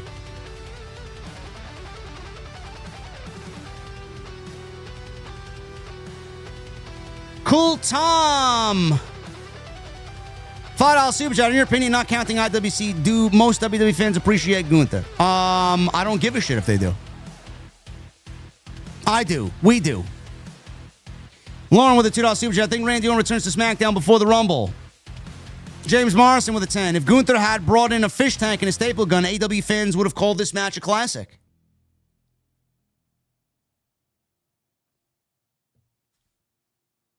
Impact Entertainment with a $5 super chat. By any chance, are you going to be at the Hog Show in LA? It's my first Hog Show and saw Kurt Angle's going to be there, but honestly, I got my ticket because of you. No, I won't be there. And neither will Jason. It's Royal Rumble weekend. Where do you think we'll be? We'll be right here. Mike Witt with a 10. I'm not even mad about Cena's last match. That's the way Cena wanted to go out. I'm, however, pissed on how Triple H booked Oba's WWE main roster debut tonight. Very weak, in my opinion. Bro, I'm more upset about that than I am the final moments of Gunther and Cena. That one guy with a $10 super chat, bro, they really giving you money to talk shit. That's how you know you made it. Also, people asking for Vince don't realize how many stars would turn into jobbers because of how they look. Bro, half the roster would be off television if Vince got back. Dark One with 6 months. If it's true that Gunther needed security to go to his car, then this is next level heat. OTS for life. This is great. I love hearing shit like this. First of all, the fans are fucking stupid. And they are embarrassments. And it proves everybody that's saying what I said right. And this is going to be great television. Lauren with a 2. Sad John Cena's retired, not the match outcome. David Rice, $10 super chat. Sickos don't understand because they saw Sting win his last match, even though it prostituted their tag team division and it still hasn't recovered. That was a little ridiculous, but honestly, what I think now prostituted their tag team division is giving the titles back to FTR because there's now less of a focus on everybody else and they don't know where they're going with it. When Brodito were the tag team champions, I thought the division was fucking rocking and rolling. Now it's not. Thank you, David. Appreciate you being here, brother. Andre Benson with a 5. The Gunther versus Cena I expected. Gunther to win, not tapping out Cena. I'm more upset over the Oba-Cody ending. Oba versus Drew, that could be interesting. Scottsy with a 4.99. Stop crying, goons, and respect his commitment. I was 5 years old when I saw Cena. Now I'm 25. I'm happy I got to see him in March in Scotland. Hashtag thank you, Cena. Yes, see? Scotsy's got the right idea. Lauren with a 2. Oba Femi definitely needed the win. Cody didn't. NM with a 2. Thanks for streaming tonight, JD. Loved the finish. Captain Solo with a 2. Haven't seen this many crybabies since Trump won. Mike Witt with a 5. I can guarantee you Tanahashi versus Okada is going to be such a better send-off for Tanahashi than tonight was for Cena. Just my opinion. Bro, Tanahashi could barely fucking walk. Every time I see Tanahashi walk, my knees hurt. Samuel Rivera with a 2. No message. Clone Force with a 4.99. Gunther will retire AJ, Brock, Jericho in 26 and become the new legend killer. After that, Gunther versus Roman feud is going to cook in 2026.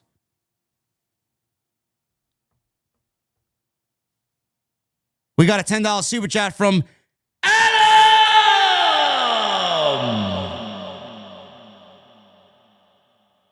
Casper with a $10 super chat. Hopefully WWE can have a better 2026. Booking and long-term storytelling as well. Yes, I agree. And Brendan with a $4.99. It's going to be Hendry, Slater, Bourne, and Dion Lennox this Tuesday on NXT. Great.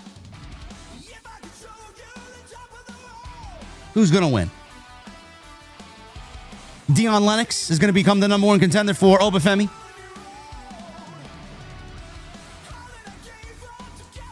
Guys, you guys fucking killed it tonight, man. Holy shit. Mike Witt with a 5. I will say that Triple H has kind of lost his luster as CEO. In my opinion, now he's just a younger version of Vince. Yes, we know this year was a bad year. Hopefully they rebound next year. It was not the most exciting year, and they booked on money-making moments and with the dollar signs in their eyes. Triple M with a $5 super chat. In the words of Miles Kennedy, farewell, Godspeed, and goodbye. Womp, womp, Gunther's the guy. Get used to it. Okay, have a good night, JD. Thank you, brother. You can't not sign off and with anything better than a Miles Kennedy lyric. So we're about to get out of here, guys. Thank you very much. Listen, you guys fucking destroyed it, man. I mean, literally ridiculous tonight. Literally ridiculous. You guys have fucking blown this stream out of the water. We had 5,500 people in here. We got almost 2,000 likes. Another 100 for 2,000 likes. Can we get another 100 likes? We got 3,400 people still in here. Another 100. Come on, guys. Follow me on social media at JDfromNY206, Twitter, Instagram, TikTok, and Cameo. Hit that subscribe button down below. Turn on the bell for notifications. Go and check out all the content on the channel, all on the homepage. Leave me a comment down below. And I'll see you guys live again on Monday, where we welcome in the new most hated man in the entire wrestling landscape, and that is Gunther. Until then, guys, thank you very much. I love you all. Have a great rest of your week, and I'll see you on Monday for Raw.